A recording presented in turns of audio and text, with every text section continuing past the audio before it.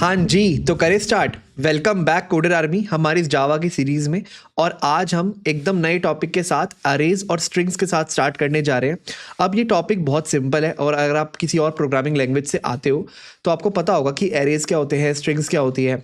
और अगर आप बिल्कुल नए हो इस टॉपिक में तो भी कोई बात नहीं, हम इसको अच्छे से बेसिक से समझेंगे और आपको सारी चीज़ें एकदम क्रिस्टल क्लियर हो जाएगी। तो चलो फटाफट स्क्रीन पर चलते हैं और स्टार्ट करते हैं। हाँ जी, तो हम देखने वाले हैं कि एरेज क्या होते हैं।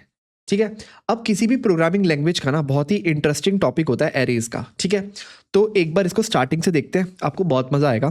लेट सपोज मैं कह रहा हूँ कि आपको एक प्रोग्राम लिखना है जावा में और उसमें ना लोगों के, स्टूडेंट्स के रोल नंबर्स को आपको स्टोर करवाना है। तो आपको कोई बात नहीं, मेरे पास वेरिएबल्स तो होते ही हैं, तो मैं एक इंटीजर वेरिएबल बना दूंगा और उसमें एक स्टूडेंट का रोल नंबर स्टोर करवा सकता हूँ, रोल नंबर ऐसे ही। और उसमें इक्वल टू हम यहाँ पे कोई वैल्यू दे देंगे। लेट से किसी स्टूडेंट का रोल नंबर है मान लो 1। ठीक है, ओके, मैं कहूँगा ऐसे मेरे को 4 बच्चों के रोल नंबर स्टोर करवाने हैं। तो आप कहोगे ठीक है, हमें 4 वेरिएबल की जरूरत पड़ेगी। मैं एक और वेरिएबल बना दूंगा, लेट से रोल नंबर 2। यहाँ पे इसको लेट से रोल नंबर 1 बोल देते हैं, इक्वल टू लेट से जो भी नया रोल नंबर होगा लेट से उसका रोल नंबर होगा 2। ऐसे ही मैं एक और बना दूंगा, एंड रोल नंबर, लेट से इस बार इसका रोल नंबर होगा 3 एंड सो ऑन। ऐसे मुझे जितने भी बच्चे चाहिए होंगे मैं उनके रोल नंबर्स ऐसे आगे डिक्लेयर करता जाऊंगा और मेरे पास सबके रोल नंबर स्टोर हो जाएंगे। पर आप खुद सोचो, क्या ये एक ऑप्टिमाइज तरीका है? ऐसे अगर मेरे पास 100 बच्चे हैं, 100 स्टूडेंट्स, तो क्या मैं 100 वेरिएबल्स बनाऊंगा ऐसे और एक एक करके सबके रोल नंबर को डिक्लेयर करूंगा, है ना? तो ये थोड़ी सी एक प्रॉब्लम है ना?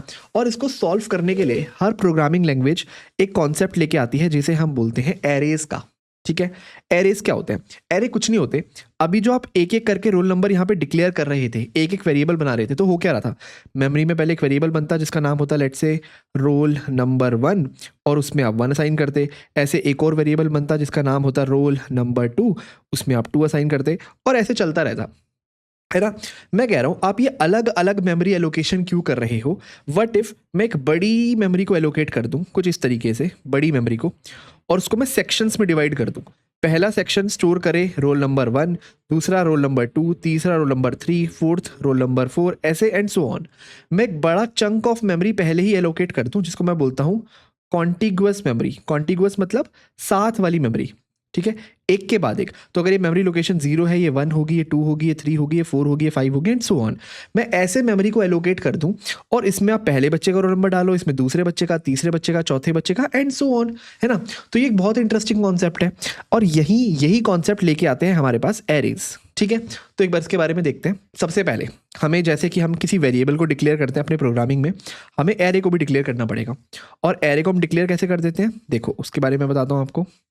किसी भी एरे को डिक्लेयर करने के लिए आप सबसे पहले लिखते हो किस टाइप का वो एरे है। तो हमारा इंट आ गया, हमारा डेटा टाइप। अब इससे आप ये बता रहे हो कि हम जो एरे डिक्लेयर करने जा रहे हैं, वेरिएबल एक मेमोरी में, जो हमने कहा था ना कॉन्टिगुअस मेमोरी लोकेशन, उसमें हर एलिमेंट एक इंटीजर टाइप का होगा। बेसिकली ये जो एरे है मेरा, ये इंटीजर्स का एरे है। ये इंटीजर्स को स्टोर करेगा। जैसे यहाँ पे रोल नंबर 1, 2, 3, ये तीनों क्या है, इंटीजर्स है। तो मुझे इन तीनों का एक एरे बनाना है। एरे को आप समझ लो एक कलेक्शन, इन तीनों का कलेक्शन बनाना है। ठीक है, तो सबसे पहले आ गया डेटा टाइप। अब इसके बाद हम एक कर्ली ब्रैकेट बनाएंगे, सॉरी हम एक स्क्वायर ब्रैकेट्स बनाएंगे। ये जो स्क्वायर ब्रैकेट्स है ना, ये डिनोट करता है कि हम एक एरे बनाने वाले हैं। क्योंकि अगर आप नॉर्मल इंट लिखते तो वो तो इंट वेरिएबल का हो जाता। अगर हम इसमें साथ में स्क्वायर ब्रैकेट्स डाल दें तो हम समझ जाएंगे, या कंपाइलर समझ जाएगा कि हम एक एरे को डिक्लेयर करने वाले हैं। ठीक है, तो उसके बाद आ गया एक स्क्वायर ब्रैकेट। उसके बाद क्या आएगा, उसके बाद आएगा आप इस एरे का आप क्या नाम रखने वाले हो। तो लेट से मैं इसका नाम रखता हूँ रोल नंबर्स। ठीक है, तो आपने इस एरे का नाम रख दिया रोल नंबर्स, उसके बाद आपने इसको कॉलन कर दिया, सेमी कॉलन कर दिया। ठीक है, तो इस तरीके से आपने एक एरे को डिक्लेयर कर दिया। कहने का मतलब क्या है, आपने कंपाइलर को बता दिया कि हम एक कलेक्शन बनाने वाले हैं रोल नंबर्स की। लेट से कुछ इस तरह, इसको मैं क्या बोलूँगा, रोल नंबर्स। ठीक है, और इसमें हर एलिमेंट, इस कलेक्शन में हर एलिमेंट, ये एक एलिमेंट है, ये एक एलिमेंट है, ये सारे एलिमेंट्स जो होंगे वो इंटीजर टाइप के होंगे, मतलब एक इंटीजर को स्टोर करेंगे। अब देखो, हमें कंपाइलर को क्यों बताना पड़ता है कि हमें इंटीजर का एरे बनाना है और फिर उसका नाम, मतलब हम नॉर्मली कोई एरे क्यों नहीं बना सकते? हमें ये क्यों बताना पड़ेगा कि वो इंटीजर टाइप का होगा? आप इसको सिंपली समझो। आपने यहाँ पे ऐसा किया कि आपने कंपाइलर को बताया कि हम एक कलेक्शन, हम एक एरे बनाने वाले हैं जिसमें हर एलिमेंट ये सारे एलिमेंट्स जो हैं वो इंटीजर टाइप के होंगे। आपने कुछ इस तरह बताया। क्यों बताया? सिंपल सी बात है, हमने इसके बारे में याद है डिस्कस किया है कि इमेजिन करो कि ये आपकी एक मेमोरी है, ये आपकी मेमोरी है, कंप्यूटर की मेमोरी। ठीक है, इस मेमोरी में क्या होता होगा, जब भी आप एक वेरिएबल डिक्लेयर करते हो ना, तो लेट से आपने ये वाला वेरिएबल डिक्लेयर किया रोल नंबर 1, तो होता क्या होगा, सबसे पहले कंप्यूटर जाता सबसे पहले हमारे एक कंटेनर बनता होगा। अब यहाँ पे ये इंटीजर टाइप का वेरिएबल है, तो ये 32 बिट्स का कंटेनर बनेगा। 32 बिट्स आपको पता है, तो 32 बिट्स उसने मेमोरी को एलोकेट कर लिया आपके लिए, और वो कहता होगा इस मेमोरी में आप कोई भी वैल्यू डाल सकते हो। तो आपने यहाँ पे डाल दिया लेट से 1, कुछ इस तरीके से, है ना। अब जब आप एक एरे बनाने वाले हो रोल नंबर्स, तो उसको भी तो पता होना चाहिए ना कि मेरे को कितनी मेमोरी को एलोकेट करना है। ऑल्दो अभी तक हमने बस इसको डिक्लेयर किया है, डिफाइन नहीं किया। अभी हम इसको डिफाइन भी करेंगे, पर मैं आपको थोड़ा सा बता दूं कि होगा ये कि कंप्यूटर को पहले ही पता होना चाहिए कि मेरे को कितनी मेमोरी को एलोकेट करना है, कितनी मेमोरी पहले से स्टोर करके रखनी है, या कितनी मेमोरी मेरे को ऑक्यूपाई करके रखनी है आपके इस रोल नंबर्स को स्टोर करने के लिए। तो मान लो आपको इस एरे में 3 एलिमेंट डालने हैं, आपको रोल नंबर 1 डालना है, रोल नंबर 2 डालना है, रोल नंबर 3 डालना है, जैसे हमने अभी ऊपर डाला हुआ था। ठीक है, मैं अभी आपको सिंटेक्स बताऊंगा हम कैसे डालते हैं, पर मान लो आपको इस एरे में 3 एलिमेंट्स डालने हैं, और मैंने कहा हर एलिमेंट एक इंटीजर है ना, तो 3 एलिमेंट डालने हैं, हर एलिमेंट एक इंटीजर है। तो आपको पता है, आपको पहले बात तो ऐसे 3 सेल्स चाहिए होंगे, कितने कितने, 32 बिट्स के। जैसे यहाँ पे आपने एक लिया था 32 बिट्स का, यहाँ पे आपको 3 चाहिए होंगे 32 बिट्स के। तो इस तरीके से हमारे कंपाइलर को पता होता है कि कितनी मेमोरी को हमें एलोकेट करना है अपनी वैल्यूज को स्टोर करवाने के लिए। तो अब यहाँ पे मैं रोल नंबर स्टोर कर सकता हूँ, 1 कर दिया, 2 कर दिया, 3 कर दिया, कुछ इस तरीके से। और यही है पूरा का पूरा कॉन्सेप्ट एरेज का। ठीक है, तो अगर आम भाषा में बोले तो एरेज क्या है, एरेज कुछ नहीं है, अगर मैं इसको थोड़ा सा लिख दूं, एरेज कुछ नहीं है, कलेक्शंस हैं of a particular data type, of a data type. ठीक है, जैसे मैंने इंटीजर का कलेक्शन बना दिया। ठीक है, यहाँ पे मैंने क्या किया, एक रोल नंबर्स का कलेक्शन बना दिया, और हर रोल नंबर क्या है, एक इंटीजर है। तो कलेक्शन है एक पर्टिकुलर डेटा टाइप के। अब उस कलेक्शन में हम मल्टीपल वैल्यू स्टोर कर सकते हैं। जैसे मैंने यहाँ पे रोल नंबर 1 2 3 अलग अलग स्टोर किया था, मैं इसमें इसको एक साथ स्टोर कर सकता हूँ, यहाँ पे 1, यहाँ पे 2, यहाँ पे 3, जैसे मैंने आपको यहाँ पे दिखाया है। ठीक है, तो अब देखते हैं, यहाँ पे तो मैंने इस वेरिएबल को डिक्लेयर कर दिया।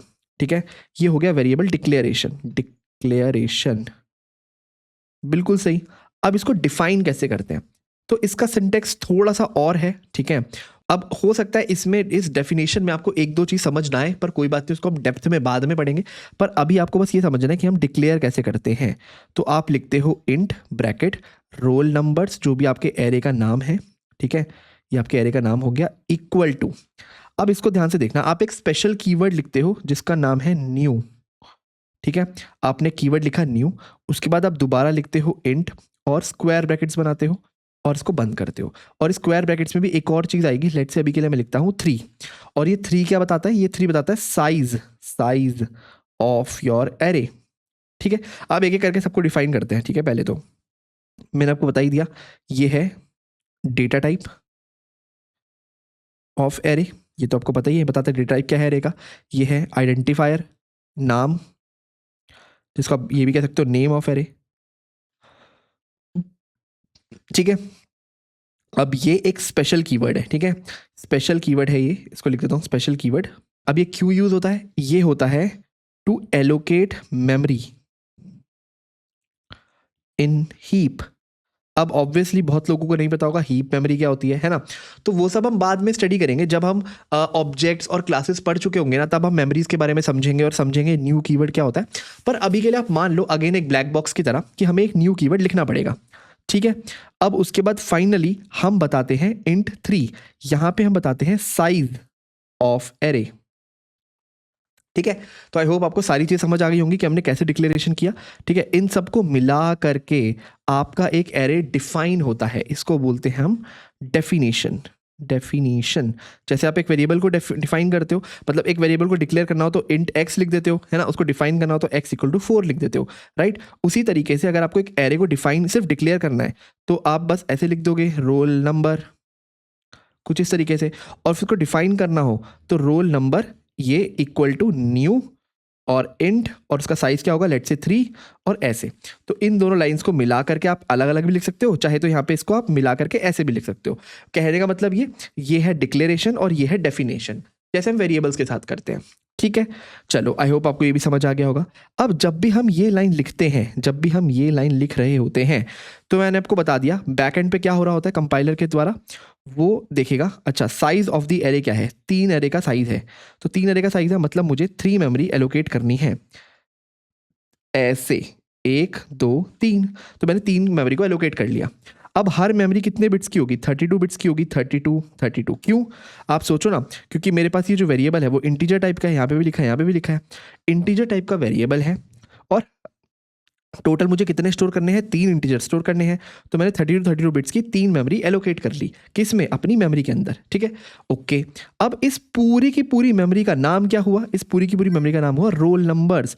तो मैंने इसको नाम दे दिया रोल नंबर्स, कुछ इस तरीके से। तो ये बिल्कुल वैसा है, आप सोचो जैसे मान लो, इसको मैं ऐसे बताता हूँ, हाँ याद करो, मैं एक लिखता था इंट x इक्वल टू 4। ठीक है, एक जगह मैं लिखता था, तो इसका मतलब क्या होता था, मुझे एक मेमोरी एलोकेट करनी है, कंटेनर एक एलोकेट करना है ऑफ 32 बिट्स, ठीक है, जिसका नाम होगा x और उसमें मेमोरी, उसमें वैल्यू होगी 4। ये इसका मतलब होता था। उसी तरीके से जब हम लिखते हैं int let's say array equal to new int of size let's say 3, तो मैं यहाँ पे कहना चाहता हूँ कि मुझे एक मेमोरी एलोकेट करनी है 3 साइज की और हर मेमोरी 32 बिट्स की होगी। ठीक है, और इसका नाम होगा ARR, ये मैंने इसका नाम रखा हुआ है। तो ये बिल्कुल सेम है, जो मैंने यहाँ पे किया वो मैंने यहाँ पे किया। यहाँ पे बस एक कंटेनर एलोकेट किया 32 बिट्स का, यहाँ पे मैंने 3 कंटेनर साथ में एलोकेट किए 32 के, और उसका नाम रख दिया ARR। अब याद रखना, ये जो मेमोरी एलोकेट होगी ये कॉन्टिगुअस होगी। ठीक है, कॉन्टिगुअस मतलब पहला ये कंटेनर, इसके जस्ट बाद दूसरा, इसके जस्ट बाद तीसरा। ऐसा नहीं होगा कि एक कंटेनर यहाँ है, दूसरा कंटेनर यहाँ है, तीसरा कंटेनर यहाँ है मेमोरी में, ऐसा नहीं होगा। ये तीनों आपस में एक के बाद एक होंगे, मेमोरी एड्रेस इनका एक के बाद एक होगा। तो अगर लेट्स से मेमोरी एड्रेस इसका 1001 है तो इसका 1002 होगा, इसका 1003 होगा, कुछ इस तरीके से। ठीक है, ऑब्वियसली आप ऐसा नहीं होगा 1001 के बाद सीधा 2 नहीं आएगा, क्योंकि इसके बाद 32 बिट्स आप वेट करोगे और फिर 1033 आएगा, कुछ इस तरीके से। पर आप समझ गए बेसिक कंसेप्ट ये है कि मेमोरी हमेशा कॉन्टिगुअस होगी, ये एरे का कॉन्सेप्ट है। अब इसके अंदर वैल्यू कैसे डालेंगे वो अभी हम आगे देखते हैं कि इसके अंदर वैल्यू कैसे एलोकेट करते हैं। पर आई होप आप बेसिक समझ गए होंगे कि एरेज होते क्या हैं। ठीक है, एरेज होते क्या है, हमारे एरेज कुछ नहीं होते, कलेक्शंस ऑफ डेटा टाइप्स होते हैं। ठीक है, यहाँ पे हम लिखा है कलेक्शंस ऑफ डेटा टाइप्स। उसके बाद आप एरे को डिक्लेयर कैसे करते हो, हमने कहा इस तरीके से आप इसको डिक्लेयर और डिफाइन करते हो। ठीक है, और उसका मीनिंग क्या होता है, उसका मीनिंग होता है ये, जैसे एक वेरिएबल का मीनिंग होता है। ठीक है, अब चलते हैं एरेज में थोड़ा सा अंदर। ओके, बहुत बढ़िया। तो सबसे पहले ना मैं इसी रोल नंबर वाले एग्जाम्पल को लेता हूँ। लेट्स से मेरे पास 3 स्टूडेंट्स हैं। ठीक है, एक रोल नंबर है मेरे पास लेट्स से 101, एक रोल नंबर है मेरे पास 102, एक रोल नंबर है मेरे पास 103। ये मुझे अलग अलग वेरिएबल में रिप्रेजेंट नहीं करना, मुझे एक एरे में रिप्रेजेंट करना है। तो मैं क्या करूँगा, मैं अपना वही लिखता हूँ format int roll numbers equal to new int of size 3, कुछ इस तरीके से। इसको थोड़ा सही से लिख देते हैं, हाँ, न्यू इंट ऑफ साइज 3, कुछ इस तरीके से मैं पहली लाइन लिखता हूँ। यानी कि आपको पता ही है क्या हुआ होगा, मेरा 3 साइज का एक एरे बन गया होगा, कुछ इस तरीके से, जिसका नाम होगा रोल नंबर्स, ऐसा। ठीक है, चलो बहुत बढ़िया। अब देखते हैं कि हमने एक एरे तो डिक्लेयर कर दिया, अब हम इसे वैल्यूज कैसे डालते हैं। ठीक है, मान लो मुझे इसके पहले सेल के अंदर ये 101 डालना है, 101। तो मैं कैसे डालूंगा, मैं सिंटेक्स लिखूंगा, मैं यहाँ पे सिंटेक्स लिखता हूँ। ठीक है, यहाँ पे मैं लिख रहा हूँ, सबसे पहले मैं सिंटेक्स लिखूंगा रोल नंबर्स, जो भी हमारे एरे का नाम है, हमारे एरे का नाम है रोल नंबर्स। ठीक है, इसके 0th इंडेक्स पे मुझे वैल्यू डालनी है 101। मैं कुछ इस तरह लिखूंगा। अब मैंने यहाँ पे क्या बोला, 0th इंडेक्स पे सबसे पहले मैंने एरे का नाम लिखा, फिर मैंने अपने स्क्वायर ब्रैकेट्स को खोला। ठीक है, क्योंकि आप हमेशा एक एरे को स्क्वायर ब्रैकेट से रिप्रेजेंट करते हो, कुछ इस तरीके से।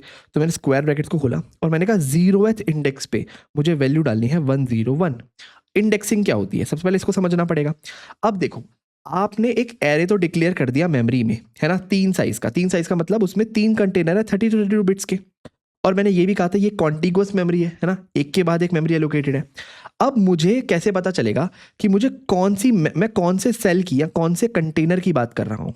उसके लिए ना एरे जब भी आप डिक्लेयर करते हो अंदर से उसमें इंडेक्सेस बन जाते हैं।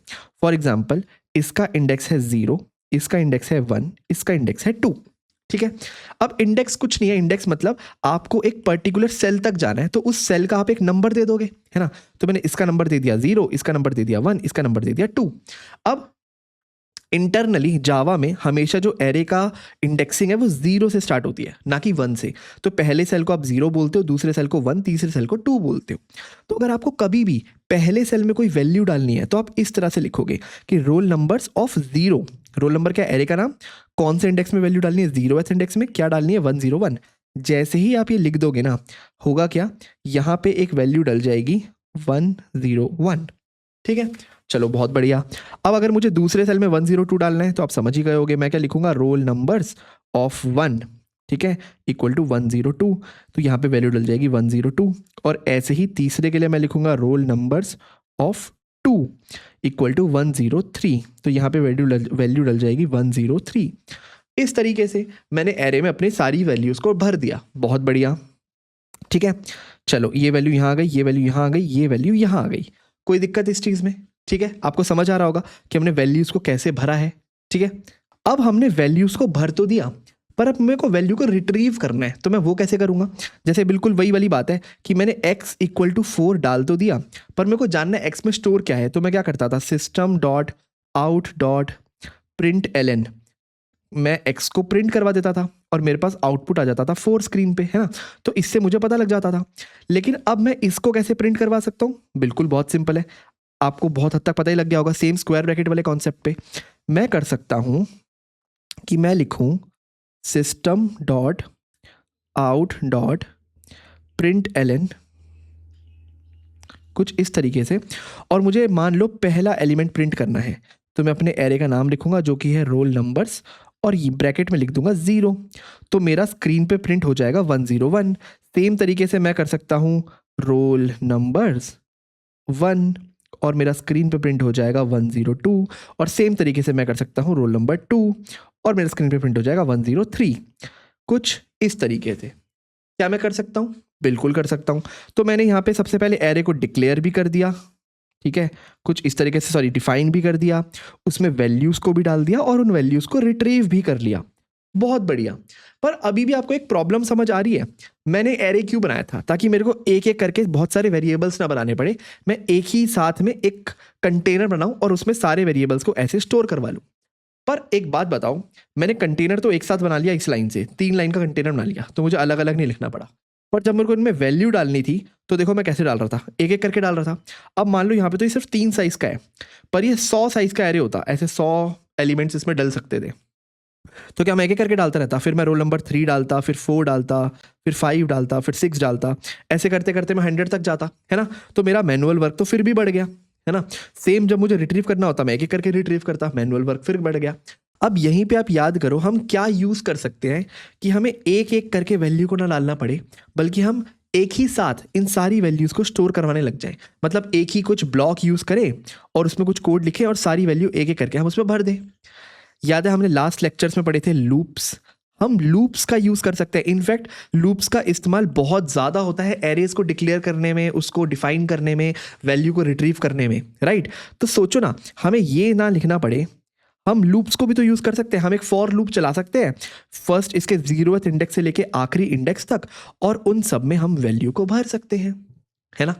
चलो देखते हैं कैसे। चलो तो एक बार हम लूप्स के थ्रू करके देखते हैं ये पूरा काम किया। सबसे पहले हमने क्या किया, हमने एक वेरिएबल डिक्लेयर किया इंट रोल नंबर्स, ठीक है, equal to new int of size let say 3, ठीक है। तो हमारा ये 3 साइज का वेरिएबल बन गया होगा, सॉरी एरे बन गया होगा। इसको सही से बना देते हैं, 3 साइज का एरे बन गया होगा ऐसे 0 1 2, ठीक है। मुझे इसमें स्टोर क्या करवाना है, मुझे 101 102 और 103 स्टोर करवाना है, ठीक है। तो देखो मैंने क्या किया, मैंने एक लूप लिखा। मैंने सबसे पहले क्या किया, मैंने एक वेरिएबल डिक्लेयर किया लेट से इंट, और उस वेरिएबल को मैंने अभी के लिए x बोल दिया और उसको उसमें डाल दिया 101। अभी आपको बताऊंगा मैं क्यों कर रहा हूँ। फिर देखो मैंने लूप चलाया for int I equal to 0 से लेके, क्योंकि देखो हमें 0 इंडेक्स से जाना है, आई लेस देन 3 तक, क्योंकि लेस देन 3 मतलब 2 तक चलेगा, है ना, क्योंकि 3 होते ही लूप से बाहर आ जाएगा। आई प्लस प्लस हमने एक लिए लूप चलाया, फॉर लूप, ठीक है। और देखो अंदर मैंने क्या किया, मैंने लिखा इस हमारे एरे का नाम, हमारे एरे का नाम है role numbers of ith index. अब देखो एक बार, पहली बार ith इंडेक्स क्या होगा, 0, फिर होगा 1, फिर होगा 2, है ना, 0 1 2, है ना। और हर बार मैं ith इंडेक्स पे क्या डाल रहा हूँ, मैं डाल रहा हूँ x की वैल्यू।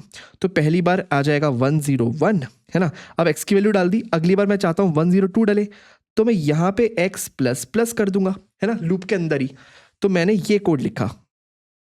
आप इस कोड को ध्यान से देखो। सबसे पहले आप समझ ही गए होंगे, मैंने i इक्वल टू 0 से लेकर के 3 तक लूप चलाया, 0 से 2 तक लूप चलाया, बेसिकली 0 1 और 2।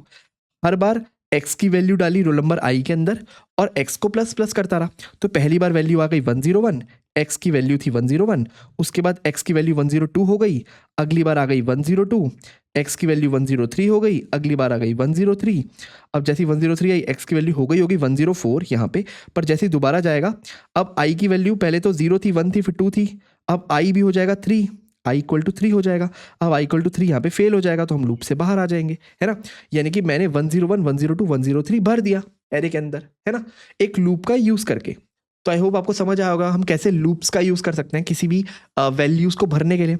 अब सोचो अगर मुझे सारा एरे एक एक करके प्रिंट करना है, तो भी क्या मैं लूप्स का यूज नहीं कर सकता? बिल्कुल कर सकता हूँ। मैं सेम लूप बनाऊँ सेम तरीके से, ऐसे for int I 0 I less than 3 I plus plus, मैं सेम तरीके से लूप खोलूँ, पर इस बार मैं क्या करूँ, system dot out dot println कर दूँ, और क्या लिख दूँ, जो भी हमारा रोल नंबर था, roll numbers of I, roll numbers of I को प्रिंट करते रहो। तो मेरा एक एक करके तीनों प्रिंट हो जाएंगे। पहली लाइन में प्रिंट होगा 101, फिर 102, फिर 103, सिंपल, ठीक है। तो आपको ये भी समझ गया आ गया होगा कि हमने इसको प्रिंट कैसे किया, लूप्स के थ्रू, ठीक है। यहाँ पे मैंने लूप्स यूज़ किया प्रिंट करने के लिए, और यहाँ पे मैंने लूप यूज़ किया वेरिएबल को डिक्लेयर करने के लिए, ठीक है। तो मेरे को अब ये मैनुअल काम मेरा हट गया, जो मैं यहाँ पे कर रहा था ना, कि एक एक करके पहले मैं प्रिंट डिक्लेयर कर रहा था, फिर एक एक करके मैं प्रिंट कर रहा था, अब मुझे वो करने की ज़रूरत नहीं है, ठीक है। तो आपको ये भी समझ आ गया होगा। अब यहाँ पे सोचो एक और चीज़, मैंने यहाँ पे एरे बनाया था 3 साइज का, ठीक है। तो मैंने यहाँ पे लिखा आई लेस देन 3। अगर मैं एरे बनाता 4 साइज का, तो इसके इंडेक्स होते 0 1 2 3, तो मैं यहाँ पे लिखता आई लेस देन 4, है ना। अगर ये 100 का होता तो यहाँ पे आई लेस देन 100, इस तरह लिखता मैं। अच्छा, पर एक बात बताओ, मैं जितने भी साइज का एरे बनाऊं, क्या मुझे यहाँ पे उसको हार्ड कोड करने की जरूरत है? हार्ड कोड करने का मतलब होता है कि मुझे यहाँ पे पता होना चाहिए मेरे एरे की लेंथ क्या है, वही नंबर मैं यहाँ पे लिखूंगा। व्हाट इफ जहाँ पे मैं लूप लिख रहा हूँ अपने कोड में, मुझे नहीं पता इस रोल नंबर्स के जो एरे है उसकी लेंथ क्या है? ऐसा हो सकता है, राइट? आपका बहुत बड़ा कोड बेस है, मल्टीपल उसमें एरेज बने हुए हैं, आपको नहीं पता कि इसकी लेंथ क्या है, ये आपका जो रोल नंबर्स का एरे है इसकी लेंथ क्या है। और इवन अगर आपको पता भी है ना, आप नहीं चाहते आप इसको यहाँ पे हार्ड कोड करो, क्योंकि कल को उसकी लेंथ चेंज हो सकती है, तो मुझे इस लूप में आकर के भी उसकी लेंथ को चेंज करना पड़ेगा, है ना। तो उस केस में आप क्या करते हो, उस केस में हमें एक स्पेशल मेथड मिलता है। अब मेथड्स क्या होते हैं आपको बाद में बताऊंगा, पर अभी के लिए आप सोचो कि ये जो हमारा एरे था ना, लेट्स से हमारे पास 3 साइज का एरे था, ठीक है। ये 0th index, first index, 2 index, इस एरे का नाम था हमारा रोल नंबर्स, ठीक है। और उसमें वैल्यूज क्या थी आपको पता ही है, 101 थी, 102 थी और 103 थी।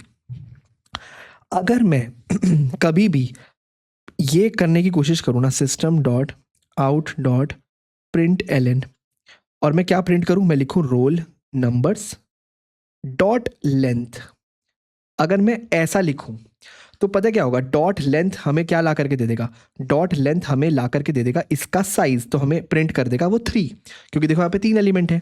अगर यहाँ पे 5 एलिमेंट होते तो रोल नंबर डॉट लेंथ ला करके हमें दे देता 5, ठीक है। तो डॉट लेंथ बहुत कमाल की चीज़ है। जब भी आप किसी एरे के नाम के आगे डॉट, उसको डॉट ऑपरेटर लगा के लेंथ लिखते हो, पहले एरे का नाम डॉट और फिर लेंथ लिखते हो, तो हमें एरे का पूरा साइज मिल जाता है, ठीक है। अब ये सब जो चीज़ें होती है, डॉट लेंथ क्या होता है, ये सब हम बाद में स्टडी करेंगे, पर अभी आपको पता होना चाहिए बस रोल नंबर डॉट लेंथ लिखने पे हमें एरे का साइज मिल जाता है। बहुत बढ़िया। अब मैं इसका फ़ायदा उठा सकता हूँ लूप के अंदर। अब अगर मुझे लूप करना है तो मैं i इक्वल टू 0 से स्टार्ट करूँगा और जाऊँगा जब तक i जो है वो रोल नंबर डॉट लेंथ से छोटा है। कुछ इस तरीके से, क्योंकि रोल नंबर डॉट लेंथ क्या है 3 है, इसका आउटपुट क्या है 3 आएगा। तो यहाँ पे मैं पहले 3 ही तो लिख रहा था, तो मैं डायरेक्टली 3 ना लिख के रोल नंबर्स डॉट लेंथ लिख दिया कि भाई जो भी इसकी लेंथ होगी, जो भी वहीं तक जाना है। अब इसकी लेंथ 3 हो, 5 हो या 100 हो, मुझे नहीं पता। और फाइनली आपको वो तो पता ही है, उसके बाद हम लिखेंगे आई प्लस प्लस, और जो भी हमें यहाँ पे काम करना होगा वो हम काम करेंगे, चाहे हमें उसको एलोकेट करना हो, चाहे हमें उसे प्रिंट करना हो, वगैरह वगैरह। ठीक है बहुत बढ़िया, हम ये भी समझ गए। ओके, एक लास्ट चीज़ और। अभी तो जैसे मैंने ये एरे बनाया था, ये वाला, ठीक है, तो मैंने क्या किया था, मैंने जो एरे बनाया था रोल नंबर्स का, उसमें 101, 102 और 103 था, और इनकी इंडेक्सिंग थी 0, 1 और 2, और इसका नाम था रोल नंबर्स। अगर मैं आपसे बोलूं कि मुझे लूप नहीं करना पूरे एरे में, मेरे को बस एक पर्टिकुलर एलिमेंट प्रिंट करना है, तो आप कहोगे कोई बात नहीं, अभी तो हमने किया, हम ये लिख सकते हैं ना, system dot out dot println. अच्छा, कौन सा एलिमेंट प्रिंट करना है, लेट से मुझे ये 103 प्रिंट करना है, तो मैं कुछ नहीं, मैं लिख दूंगा रोल नंबर्स, और मुझे कौन सा इंडेक्स चाहिए 2, यहाँ पे लिख दूंगा 2, सेकंड इंडेक्स, तो इसका आउटपुट क्या आ जाएगा, इसका आउटपुट आ जाएगा 103, क्योंकि यहाँ पे 103 स्टोर है। अच्छा, क्या हो मैं ये system dot out dot println लिखूँ, और मैं लिखूँ रोल नंबर्स, और यहाँ पे लिख दूँ इंडेक्स 3 जो एग्जिस्ट नहीं करता, या फिर इंडेक्स 4 जो एग्जिस्ट नहीं करता, है ना।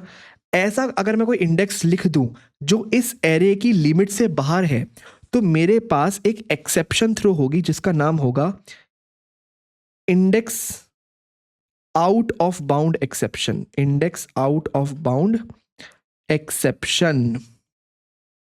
अब सबसे पहले आपके मन में क्वेश्चन आ रहा होगा, भैया एक्सेप्शंस क्या होती है। देखो, एक्सेप्शंस कुछ नहीं होती, जावा का एक तरीका होता है आपको बताने का कि कुछ तो गलत हुआ है ना। अब यहाँ पे क्या गलत हुआ है, यहाँ पे ये गलत हुआ है कि एरे की लेंथ सिर्फ 3 साइज की थी, उसमें इंडेक्सिंग थी 0, 1 और 2। आपने एक ऐसे एलिमेंट को फेच करने की कोशिश की जो इस एरे की लिमिट से बाहर है, तो उसने इसलिए बोला इंडेक्स आउट ऑफ बाउंड, ठीक है, और एक्सेप्शन साथ में वर्ड लगा दिया, तो टोटल क्या बना, index out of bound exception. तो एक्सेप्शन कहने का मतलब जावा का कंपाइलर आपको ये बताना चाहता है कि कुछ गड़बड़ हुई है इस प्रोग्राम को चलाने में मेरे को, ठीक है। अब एक्सेप्शंस को डेप्थ में एक पूरा का पूरा अलग वीडियो बनेगी, बाद में बनेगी कि एक्सेप्शंस क्या होती हैं, कितने टाइप्स की होती हैं।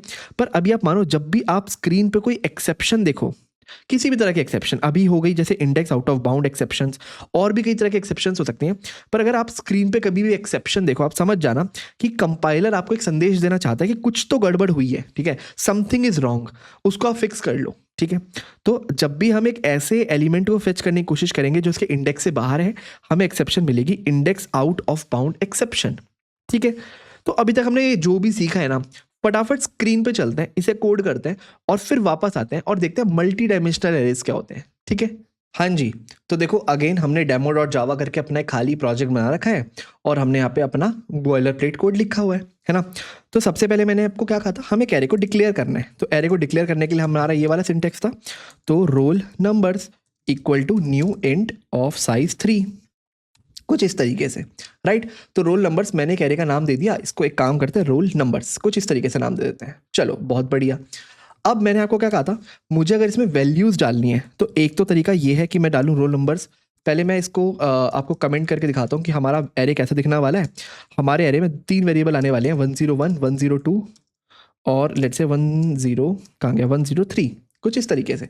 तो मैं काम कर सकते हैं कि roll numbers of 0th index पे मैं डाल दूंगा 101, और ऐसे ही roll numbers of first index पे मैं डाल दूंगा 102, और roll numbers of roll numbers of second index पे मैं डाल दूंगा हमारा 103, कुछ इस तरीके से, ठीक है। ओके, मैंने वैल्यू डाल दी। अब मैं इसको ऐसे ही प्रिंट भी कर सकता हूँ। व्हाट इफ मैं लिखूँ सिस्टम डॉट हमारा आउट डॉट प्रिंट एलन, और मेरे को कैसे प्रिंट करना होता है, role numbers of let's say 0th index, कुछ इस तरीके से। और ऐसे ही करके मैं फर्स्ट भी प्रिंट कर सकता हूँ और सेकंड भी, तो फर्स्ट और सेकंड, यहाँ पे मुझे बस इनकी इंडेक्सिंग चेंज करनी पड़ेगी, फर्स्ट और हमारी सेकंड। अब एक बार इसको अगर हम चला के देखें, तो आप देख सकते हो 101, 102, 103, बहुत बढ़िया। अच्छा, एक और चीज़ प्रिंट करके दिखाता हूँ मैं आपको, जो हमने बात की थी कि अगर मुझे इस एरे का साइज प्रिंट करना है, तो मैं लिखूंगा roll numbers dot LENGTH length. Okay, इसको प्रिंट करके देखते हैं। ये देखो मेरे को लेंथ भी प्रिंट हो गई एरे की 3, है ना, बहुत बढ़िया। अब एक तो तरीका था ये, राइट और हमने बात की थी एक और तरीका होता है कि हम लूप्स का यूज़ कर सकते हैं, है ना। तो मैं काम करता हूँ, पहले एक इंट x इक्वल टू 101 कर देता हूँ, जो हमने पहले उसमें भी देखा था। तो 4 int i इक्वल टू 0 से चलेगा, क्योंकि इंडेक्सिंग 0 से स्टार्ट होती है। i लेस देन कहाँ तक चलेगा, हमने क्या बात की थी, रोल नंबर्स डॉट लेंथ तक चलेगा, क्योंकि इसकी वैल्यू क्या है, रोल नंबर डॉट लेंथ की, जो भी एरे का साइज है, तो अभी 3 आएगी। और हर बार हम एरे को प्लस प्लस करते रहेंगे। और हमें क्या करना है, role numbers of ith index पे। तो ith इंडेक्स मतलब पहले तो 0 होगा, i की वैल्यू 0 है तो, फिर 1 हो जाएगा, i की वैल्यू 1 है तो, और फिर 2 हो जाएगा। 0, 1 और 2 तीन ही बार चलेगा, क्योंकि 3 होते ही वो इसके बराबर हो जाएगा रोल नंबर डॉट लेंथ के, और यहाँ पे सिर्फ लेस देन का ऑपरेटर है, तो इस लूप से बाहर आ जाएगा। अच्छा, हमें क्या वैल्यू डालनी है, हमें डालनी है x की वैल्यू, और हर बार x को प्लस प्लस कर देना है, कुछ इस तरीके से। तो आई होप अब तक वैल्यू डल गई होगी। और फिर इसी तरीके से लूप का यूज़ करके हम एरे को प्रिंट करने की कोशिश करते हैं। प्रिंट करने का मतलब क्या हुआ, हम लिख सकते हैं system dot out dot print ln, और यहाँ पे हम लिख देते हैं let's say role numbers of i। कुछ इस तरीके से हमने एरे को प्रिंट किया। पहले यहाँ पे एक वैल्यू डिफाइन की, सारी वैल्यूज हमने एरे में डाली, और यहाँ पे इसको प्रिंट कर दिया। तो देखते हैं अभी भी हमारे पास सेम आउटपुट आता है क्या, बिल्कुल आया, 101, 102 और 103।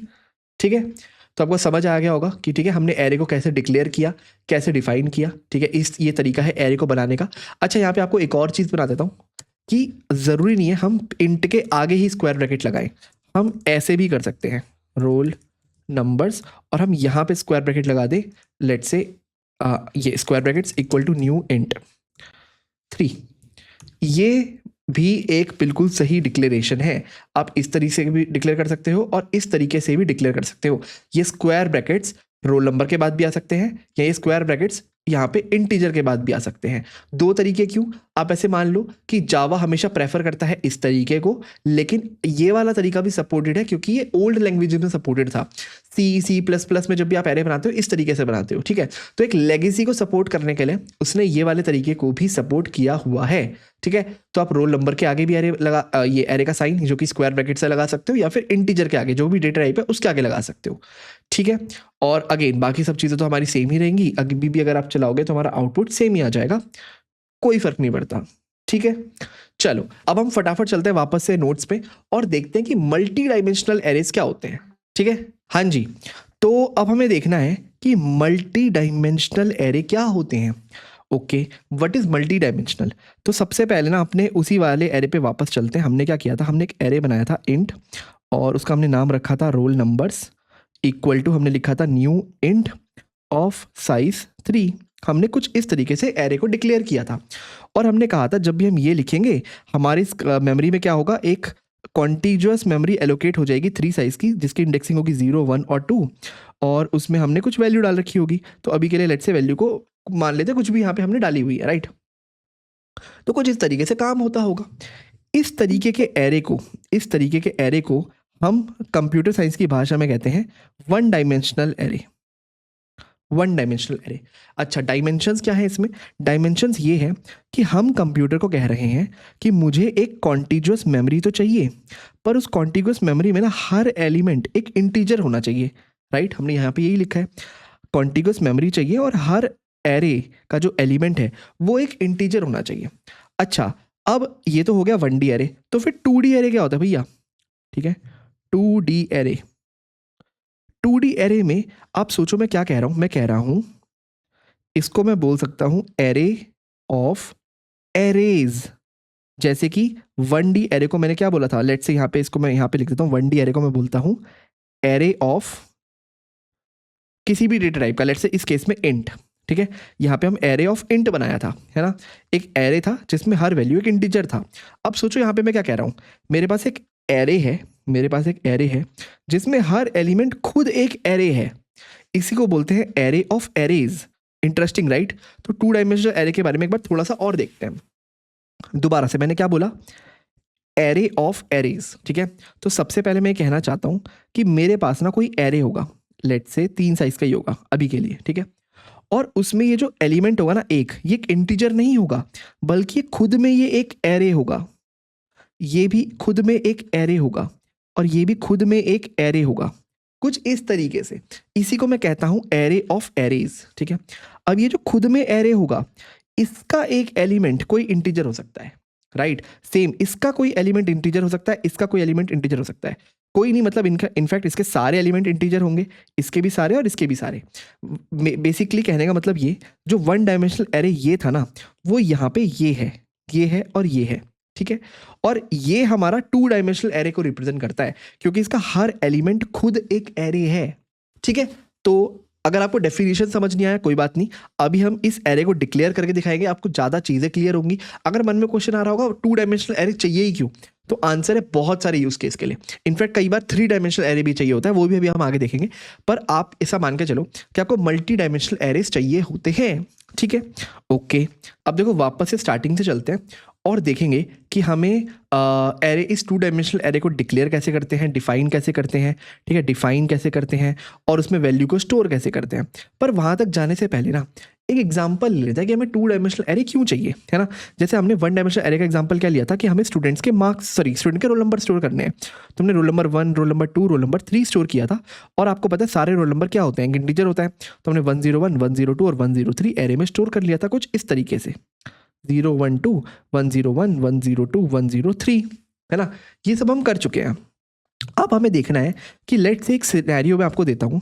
सिनेरियो ये है कि मेरे पास ना 3 स्टूडेंट हैं, स्टूडेंट 1, स्टूडेंट 2 और स्टूडेंट 3। मुझे इन तीनों बच्चों के ना मार्क्स स्टोर करने हैं। तो मुझे क्या स्टोर करने हैं, मार्क्स। अब दिक्कत ये है कि मेरे पास एक मार्क्स नहीं है इनके, तो ऐसा नहीं है कि मेरे पास इसके लिए 32 मार्क्स हैं, इसके लिए 42, ऐसा नहीं है। इनके अलग अलग सब्जेक्ट्स में अलग अलग मार्क्स हैं। तो अगर मैं इसको थोड़ा टेबल के फॉर्म में समझाऊं तो आप ऐसे समझ लो कि मेरे को स्टूडेंट्स के मार्क्स स्टोर करने हैं, ठीक है। तो कुछ इस तरीके से करने हैं कि यहाँ पे मैं ये स्टूडेंट है S1, ये स्टूडेंट है S2, ये स्टूडेंट है S3, ठीक है। अब इन तीनों के ना 3-3 सब्जेक्ट्स में लेट्स से कुछ मार्क्स हैं, ठीक है, 3-3 सब्जेक्ट्स में। तो लेट्स से ये आपका सब्जेक्ट है, इसको मैं अलग कलर से लिखता हूँ, हाँ, ये आपका सब्जेक्ट है हिंदी, ये है लेट्स से इंग्लिश और ये है लेट्स से आपका कंप्यूटर साइंस CSC, ठीक है। तो मैं कह रहा हूँ स्टूडेंट 1 के हिंदी में कितने मार्क्स हैं, तो लेट्स से उसके मार्क्स हैं अभी के लिए 50 मान लेते हैं। स्टूडेंट 2 के लेट्स से 60 हैं, स्टूडेंट 3 के 70 हैं। ऐसे यहाँ पे इसके कुछ मार्क्स होंगे 30, 40, 50 और 90, 80, 70, कुछ इस तरीके से इनके मार्क्स हैं। और मुझे ये वाला डेटा अपनी मेमोरी में स्टोर करना है। तो आप सोचो, अगर मैं बिल्कुल ट्रेडिशनल तरीके से जाऊं कि मैं हर चीज़ का वेरिएबल बनाऊं, मुझे एरेज आते ही नहीं है, तो मैं क्या करूंगा, सबसे पहले तो मैं एक वेरिएबल बनाऊंगा इंट स्टूडेंट 1 हिंदी। तो हिंदी मार्क्स, ऐसे मान लो मैंने वेरिएबल का नाम रखा स्टूडेंट 1 हिंदी मार्क्स 50। फिर मैं बनाऊंगा स्टूडेंट 1 इंग्लिश मार्क्स, तो उसको डालूंगा 30। फिर बनाऊंगा स्टूडेंट 1 CSC मार्क्स, समझ रहे हो, 90। तो मेरे को एक ही स्टूडेंट को रिप्रेजेंट करने के लिए 3 वेरिएबल लग गए। फिर दूसरे स्टूडेंट के लिए 3 वेरिएबल, फिर तीसरे स्टूडेंट के लिए 3 वेरिएबल। तो हर स्टूडेंट को रिप्रेजेंट करने के लिए मैं 3 वेरिएबल्स का यूज़ करना पड़ रहा है ना। बिल्कुल सही बात है। तो इसको ऐसा ना करना पड़े तो मैं इसका एरे बनाने की कोशिश करूंगा, है ना। पर आप सोचो क्या मैं इसका वन डायमेंशनल एरे बना सकता हूँ, क्योंकि देखो मेरे पास स्टूडेंट 1 के डायरेक्टली 1 मार्क्स नहीं है, मेरे पास उसके 3 मार्क्स हैं। तो अगर मैं एक एरे भी बनाता हूँ जिसमें हर कॉलम एक मार्क्स रिप्रेजेंट करती है, तो मुझे यहाँ पे 3 मार्क्स डालने पड़ेंगे। 1 मार्क्स डालने के 50 से काम नहीं चलेगा। तो अगर ये स्टूडेंट 1 के लिए रिप्रेजेंट कर रहा हूँ तो मुझे इसमें 50 भी डालना पड़ेगा, 30 भी डालना पड़ेगा, 90 भी डालना पड़ेगा। सेम इस वाले में अगर मैं स्टूडेंट 2 को रिप्रेजेंट कर रहा हूँ, मुझे 60, 40 और 80 डालना पड़ेगा, एंड सो ऑन इस वाले के लिए भी, है ना। इसके भी तीनों नंबर डालने पड़ेंगे मेरे को। तो आप सोचो मैं एक ही सेल के अंदर 3 एलिमेंट्स कैसे डाल सकता हूँ जिसका हर एलिमेंट एक इंटीजर है। एक ही तरीके से डाल सकता हूं। मैं कह दूं कि ये जो मेरा सेल है ना, ये खुद एक एरे है, ये खुद एक एरे है 3 साइज का, और उस एरे में मैं 50, 30 और अपना 90 डाल रहा हूं। सॉरी यहाँ पे 70 है ना, हाँ 90 है, 50, 30 और 90 डाल रहा हूं। मैं अगर ये कह दूं तो तब मेरा काम बन जाएगा। और यहीं से कॉन्सेप्ट उठता है 2 डायमेंशनल एरे का, कि एक ऐसा एरे, अगर आप ध्यान से देखो बहुत कुछ, तो मैं कहता हूं एक ऐसा एरे, ठीक है, जिसका हर एलिमेंट खुद एक एरे है, ये देखो, और उस एरे के अंदर मैंने मार्क्स को स्टोर किया हुआ है या किसी भी इंटीजर को स्टोर किया हुआ है। तो अभी के केस में 50, 30, 90। उसी तरीके से इसका भी ये जो हमारा सेल है ये खुद एक एरे है और इसमें 3 वैल्यू स्टोर हैं और वो 3 वैल्यू क्या है 60 40 80, 60 40 80। ऐसे ही ये जो है ये खुद एक एरे है जिसमें 3 वैल्यू स्टोर हैं 70 50 और आपकी 70। तो यहाँ 70 आ जाएगा, यहाँ 50 आ जाएगा, यहाँ 70 आ जाएगा। तो ठीक है, आई होप आपको बातें समझ आ गई होंगी हम कहना क्या चाहते हैं। हर सेल एक एरे है, हर सेल एक एरे है। देखो मैंने एक एरे ये रिप्रेजेंट किया, एक एरे ये किया, एक एरे ये किया, ठीक है। और हर जो एरे है ना उसमें मैंने इंटीजर वैल्यूज डाली हुई है कुछ इस तरीके से, ठीक है। तो ये है आपका 2 डायमेंशनल एरे का कॉन्सेप्ट। और मैंने आपको बता भी दिया कि हम इनको कैसे यूज करते हैं कि अगर हमारा जो डेटा है वो मल्टी डायमेंशनल है, क्योंकि देखो हमारे पास 2 वेरिएबल्स हैं, एक तो स्टूडेंट के मार्क्स हैं और मार्क्स भी 3 सब्जेक्ट में है ना, 3 स्टूडेंट्स 3 सब्जेक्ट्स। तो मैंने कहा एक एरे ऑफ एरे बना लेते हैं, है ना। बहुत बढ़िया। चलो अब एक बार देखते हैं इसको हम डिक्लेयर और डिफाइन कैसे करते हैं। अब मान लो यही चीज़, यही इंफॉर्मेशन मेरे को स्टोर करनी है, इस टेबल को याद रखना, ठीक है। इस टेबल को याद रखना, हम इसको बार बार यूज़ करेंगे, ठीक है, कि ये जो मार्क्स हैं मुझे इस एरे में स्टोर करने हैं। तो मैं मल्टी डायमेंशनल एरे देखो कि डिक्लेयर कैसे करूँगा। मैं लिखूंगा इंटीजर ऑफ, अब देखो अगर मैं 1 डायमेंशनल एरे बनाता तो मैं एक स्क्वायर ब्रैकेट बनाता। अब क्योंकि मेरा 2D एरे है तो मैं 2 स्क्वायर ब्रैकेट्स बनाऊंगा कुछ इस तरीके से, ठीक है। अब इसका मैं लेट से नाम रखूंगा marks equal to new int. अब क्योंकि मैंने यहाँ पे 2 ब्रैकेट्स बनाए हैं तो मैं यहाँ पे भी 2 ब्रैकेट बनाऊंगा, ठीक है। एक ब्रैकेट, 2 ब्रैकेट और बंद। और ऑब्वियसली आपको पता है यहाँ पे हम साइज भी लिखते हैं एरे का, है ना। तो यहाँ पे एक बार साइज मेंशन करते हैं। तो आपको पता है मेरे को कितने बच्चों के मार्क्स स्टोर करने हैं, 3 बच्चों के मार्क्स स्टोर करने हैं। और हर बच्चे के जो मार्क्स हैं वो 3 सब्जेक्ट में है। तो 3 क्रॉस 3 का मैंने एरे बनाया, ठीक है। आप देख सकते हो मेरे को S1 S2 S3 3 बच्चों के मार्क्स स्टोर करने और हर बच्चे के मार्क्स 3 सब्जेक्ट में स्टोर करने, हिंदी इंग्लिश CSC। तो मैंने 3 क्रॉस 3 का एक एरे बनाया। अभी हम बाद में देखेंगे कि हम इसको चेंज कैसे कर सकते हैं, कि क्या मैं इसको और इसको अलग अलग साइज का बना सकता हूँ, सब कुछ देखेंगे, ठीक है। तो मैंने 3 क्रॉस 3 का एक एरे बनाया, ठीक है। अब कंसेप्चुअली सोचो कि मैंने क्या किया होगा। कंसेप्चुअली अगर हम सोचें, हम ये वाला डायग्राम के बारे में फोकस करेंगे, ठीक है। तो हमारा एरे दिखता कैसा होगा, मैं ऐसे सोच रहा हूँ मेमोरी के अंदर हमारा दिखता कैसे होगा। तो मेमोरी के अंदर हमारा एरे एक मैट्रिक्स की तरह दिखता होगा, मैट्रिक्स की तरह कुछ इस तरीके से।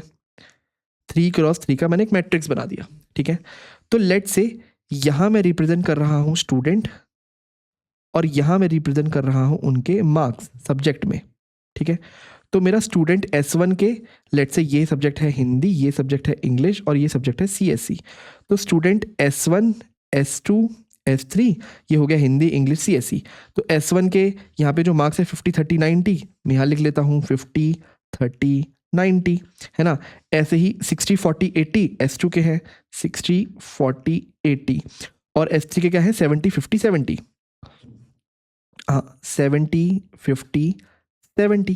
तो मैं मान के चल रहा हूँ कि कंप्यूटर के अंदर ना कुछ इस तरीके से मेमोरी एलोकेट होगी, है ना। आप सोचो ना भाई, एक स्टूडेंट 1 के मार्क्स होंगे, स्टूडेंट 2 के मार्क्स होंगे, स्टूडेंट 3 के मार्क्स होंगे। ऐसे ही स्टूडेंट 2 के हिंदी के इंग्लिश के और CSC के, फिर स्टूडेंट 3 के हिंदी के इंग्लिश के और आपके CSC के। इस तरीके से कुछ मार्किंग कंप्यूटर के अंदर होती होगी, राइट।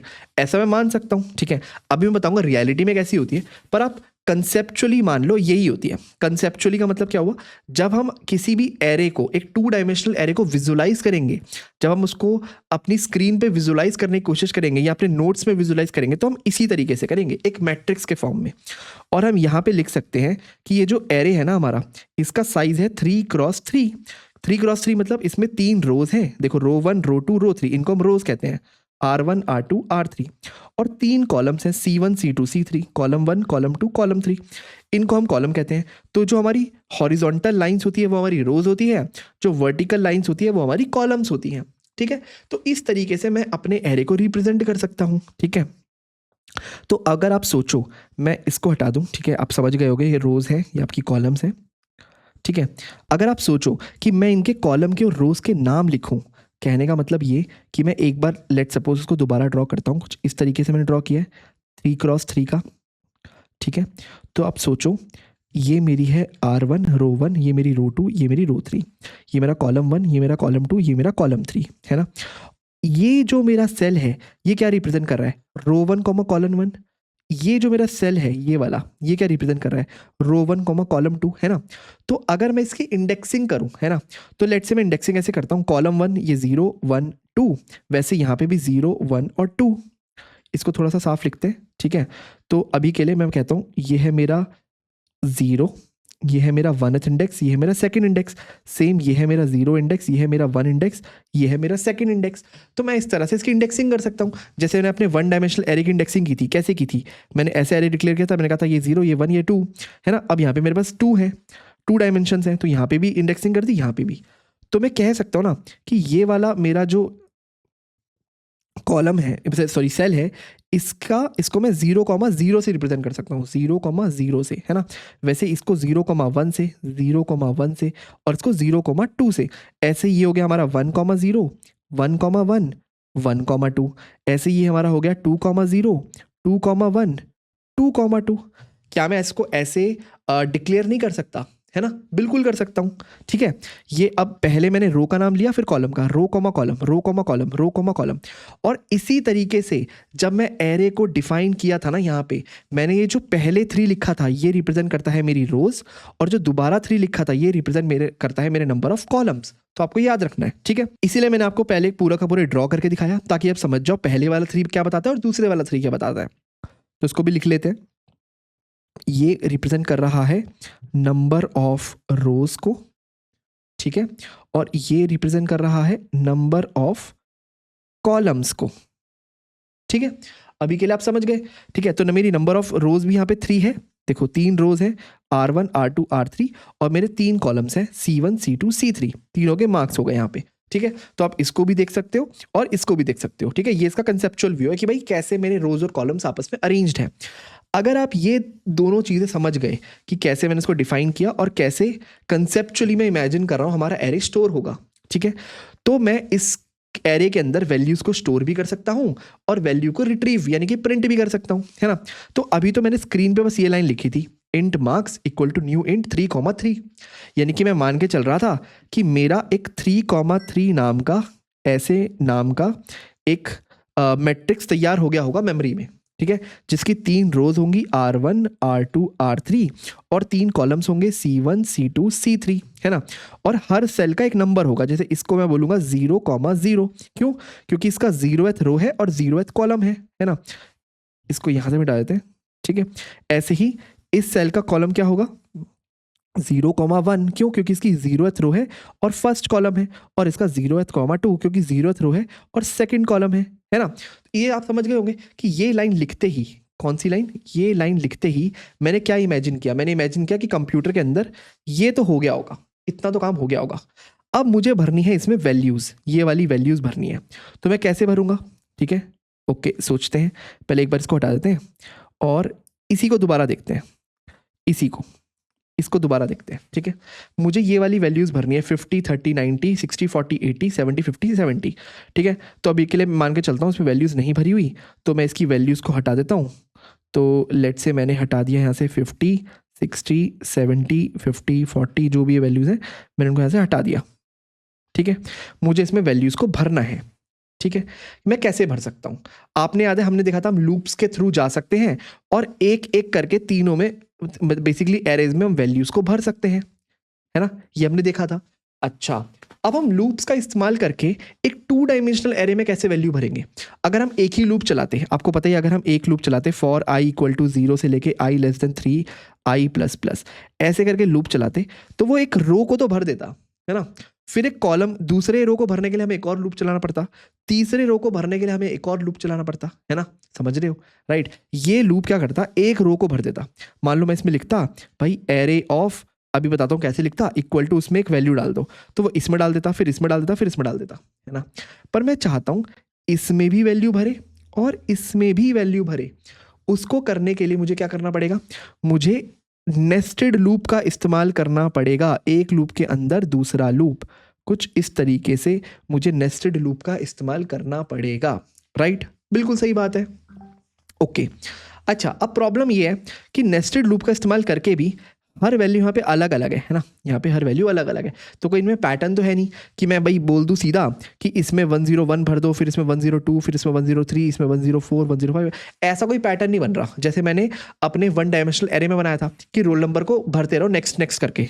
अगर आपको याद नहीं आ रहा तो आप देख सकते हो कुछ इस तरीके से, है ना। पहले में 101 भर दो, दूसरे 102, तीसरे 103। तो उसके लिए मैंने क्या किया था, मैंने एक वेरिएबल डिक्लेयर किया था x इक्वल टू 101 और हर बार x को प्लस प्लस करता रहा था। पर यहाँ पे तो हम ऐसा कुछ नहीं कर सकते क्योंकि सबके नंबर्स अलग अलग है। तो ऑब्वियसली हमें इनको भरना तो इंडिविजुअल ही पड़ेगा, इन सबको इंडिविजुअल ही भरना पड़ेगा। तो एक बार देख लेते हैं इंडिविजुअल कैसे भरते हैं। लेट से अभी के लिए मैंने अगेन दोबारा से वैल्यू लिख देता हूँ 50, 30, 90। ये मेरे को मिटानी नहीं चाहिए थी, मुझे अभी याद आ रहा है। 60, 40, 80, 60, 40, 80 और 70, 50, 70, 70, 50, 70। लेट से ये वैल्यू मैंने किसी तरह भर दी। अब किसी तरह कैसे भर दी मैं आपको एक एक करके बता भी देता हूँ। मैंने लिखा होगा मेरे एरे का नाम है मार्क्स, ठीक है। ये देखो मेरे एरे का नाम है मार्क्स, ओके। तो मैंने लिखा होगा, इसको ऐसे रखते हैं, ठीक है। तो मेरे एरे का नाम है मार्क्स। मैंने लिखा होगा मेरे को अपने मार्क्स एरे में सबसे पहले कौन सी वैल्यू भरनी है, सबसे पहले ये वाली वैल्यू भरनी है, यानी कि रो 1 कॉलम 1। तो मैं लिखूंगा 0th रो में, क्योंकि आपको पता है पहले वाला हमारा रो बताता है, 0th कॉलम में दूसरा वाला कॉलम बताता है, ठीक है। यहाँ पे मैं लिखा भी हुआ है, पहला वाला रो बताता है, पहला वाला रो बताता है, दूसरा वाला कॉलम बताता है। तो मैं लिखा मेरी 0th रो में 0th कॉलम में मुझे एक वैल्यू भरनी है जो वैल्यू है हमारी 50, ठीक है। तो समझ गए होगे, हमने 0th रो 0th कॉलम में 50 डाल दिया, 0th रो 0th कॉलम में 50 डाल दिया, है ना। तो इस तरीके से मैं वैल्यू भर सकता हूँ। अब मान लो मुझे 0th रो फर्स्ट कॉलम में, यानी कि 0th रो ये वाली रो और फर्स्ट कॉलम इसमें 30 डालना है। तो मैं अगेन कैसे लिख सकता हूँ, मैं लिख सकता हूँ again marks 0th row first column equal to 30, यहाँ पे 30 आ गया। ऐसे ही marks 0th row second column equal to 90, यहाँ पे 90 आ गया। मैं इस तरीके से लिख सकता हूँ, है ना। अब सोचो मुझे अगर फर्स्ट कॉलम में यहाँ पे फर्स्ट रो और 0th कॉलम में 60 डालना है, तो मैं क्या लिखूंगा, मार्क्स फर्स्ट रो, यानी कि मैं इस रो की बात कर रहा हूँ, 0th कॉलम यानी कि मैं इस कॉलम की बात कर रहा हूँ, उसमें मुझे वैल्यू डालनी है 60। तो मैं इस तरीके से लिख सकता हूँ। अब आप समझ गए होंगे मैं बाकी की वैल्यू कैसे लिखता चला जाऊंगा। मेरे को बस रो नंबर और कॉलम नंबर याद होना चाहिए, राइट। तो अगर मेरे को बस एक बार रो नंबर और कॉलम नंबर मिल जाए तो उन दोनों के पेयर से मैं उसमें वैल्यू को भरता रह सकता हूँ। बहुत बढ़िया। तो मैंने यहाँ पे वैल्यूज को तो भर दिया, ठीक है, यहाँ पे मैंने वैल्यूज को तो भर दिया। अब मुझे अगर इन्हें रिट्रीव करना है तो मैं कैसे कर सकता हूँ, मैं कर सकता हूँ यूजिंग नेस्टेड लूप्स, जो हमने देखा ही था। हम नेस्टेड लूप्स का इस्तेमाल करके, दो बेसिकली नेस्टेड लूप मतलब क्या, एक के अंदर दूसरा लूप का इस्तेमाल करके मैं इस पूरे मैट्रिक्स को, ये जो हमने पूरा का पूरा मैट्रिक्स बनाया है, इसे प्रिंट कर सकता हूँ। तो चलो कोशिश करते हैं। सबसे पहले काम करते हैं, इस मैट्रिक्स को हम कॉपी कर लेते हैं नीचे की तरफ। तो देखो मैंने क्या किया, मैंने इसको सिंपल प्रिंट कर दिया नीचे वापस से, जो हमने ऊपर अपना ये मैट्रिक्स बनाया था। अब मुझे इस मैट्रिक्स को प्रिंट करना है और मैंने कहा मेरे को दो लूप्स लगेंगे जिसको हम बोलते हैं नेस्टेड लूप्स। तो मैं क्या कर सकता हूँ, मैं ऐसे चलूंगा कि सबसे पहले मैं रो 1 को प्रिंट करूंगा, बेसिकली 50, 30 और 90। फिर मैं रो 2 को प्रिंट करूंगा 60, 40, 80 और फिर मैं रो 3 को प्रिंट करूंगा 70, 50, 70, कुछ इस तरीके से। तो मेरा जो पहले वाला आउटर लूप होगा ना, उसका काम होगा इस रो में ट्रैवल करना, है ना। और मेरे जो अंदर वाला लूप होगा उसका काम होगा हर रो में इन कॉलम्स को प्रिंट करना। याद है, अगर आपने लूप्स में उसको पैटर्न्स को प्रैक्टिस किया होगा तो आपको समझ आ गया होगा कि हम ये कैसे कर सकते हैं। तो लेट से सबसे पहले मैं आउटर फॉर लूप लिखता हूँ, फॉर इंट नाम लेता हूँ उसका, लेट से रो, इंट रो इक्वल टू 0। रो कहाँ तक जाएगी, लेस देन 3 तक, रो प्लस प्लस, कुछ इस तरीके से, ठीक है। हमारी जो रो है 0 से स्टार्ट करेगी 3 तक जाएगी, ठीक है। तो ये हमारा हो गया आउटर लूप। अब इसके बाद मैं क्या कर सकता हूँ, एक इनर लूप लिखता हूँ, लेट से फॉर इंट कॉलम, COL लिख देते हैं, कॉलम भी 0 से जाएंगे, कॉलम 3 तक भी जा सकते, कॉलम भी 3 तक जा सकते हैं और कॉलम प्लस प्लस, कुछ इस तरीके से, है ना। तो बेसिकली मेरे कॉलम भी 0 से 3 तक ही जा सकते हैं, है ना। ओके, बहुत बढ़िया। और हर बार मैं क्या कर रहा हूँ, पहले इसको बंद कर देते हैं, इसको भी और इसको भी। हर बार मैं system dot out dot println, मतलब प्रिंट एलन नहीं लिखते, काम करते हैं सिर्फ प्रिंट लिखते हैं ताकि एक ही लाइन में हम प्रिंट कर पाए। प्रिंट करने की कोशिश कर रहे हैं क्या, हमारे एरे का नाम मार्क्स, उसका कौन सा रो, रोएथ रो और सॉरी हाँ रोएथ रो और COL कॉलम वाला कॉलम, हम ये प्रिंट करने की कोशिश कर रहे हैं। ठीक है, तो क्या होगा इसमें, सबसे पहले हमारा जो फ्लो ऑफ कंट्रोल है वो इस वाले लूप में आएगा, है ना, वो देखेगा रो को 0 डिफाइन कर दिया, ओके, फिर अंदर वाला लूप को आएगा, कॉलम को 0 डिफाइन किया और वो प्रिंट करेगा मार्क्स 0,0, यानी कि प्रिंट कर देगा वो 50, है ना। फिर ये वाला लूप दोबारा चलेगा, फिर कहेगा रो तो अभी भी 0 है, कॉलम की वैल्यू कर दी मैंने 1, तो वो 0,1 प्रिंट कर देगा। अब 0,1 क्या है 30, तो 30 प्रिंट कर दिया। फिर ये वाला लूप दोबारा चलेगा, रो अभी भी 0 है, कॉलम की वैल्यू हो गई 2, तो 0,2 प्रिंट कर देगा विच इज 90, है ना। एक बार एक रो खत्म हो गई, ये वाला लूप खत्म हो गया, अब दोबारा आउटर लूप चलेगा, इस बार रो की वैल्यू हो जाएगी 1, है ना। अब ये 1 रो के लिए चलेगा, तो 1,0 60, फिर 40, फिर 80 ऐसे प्रिंट करेगा। फिर दोबारा ये वाला आउट इनर लूप खत्म हो जाएगा, फिर दोबारा आउटर लूप चलेगा, इस बार रो की वैल्यू हो जाएगी 2। अब ये जो सेकेंड रो है इसकी वैल्यूज प्रिंट करेंगे हम 70, 50 और 70, और कुछ इस तरीके से हमारा काम चलता रहेगा।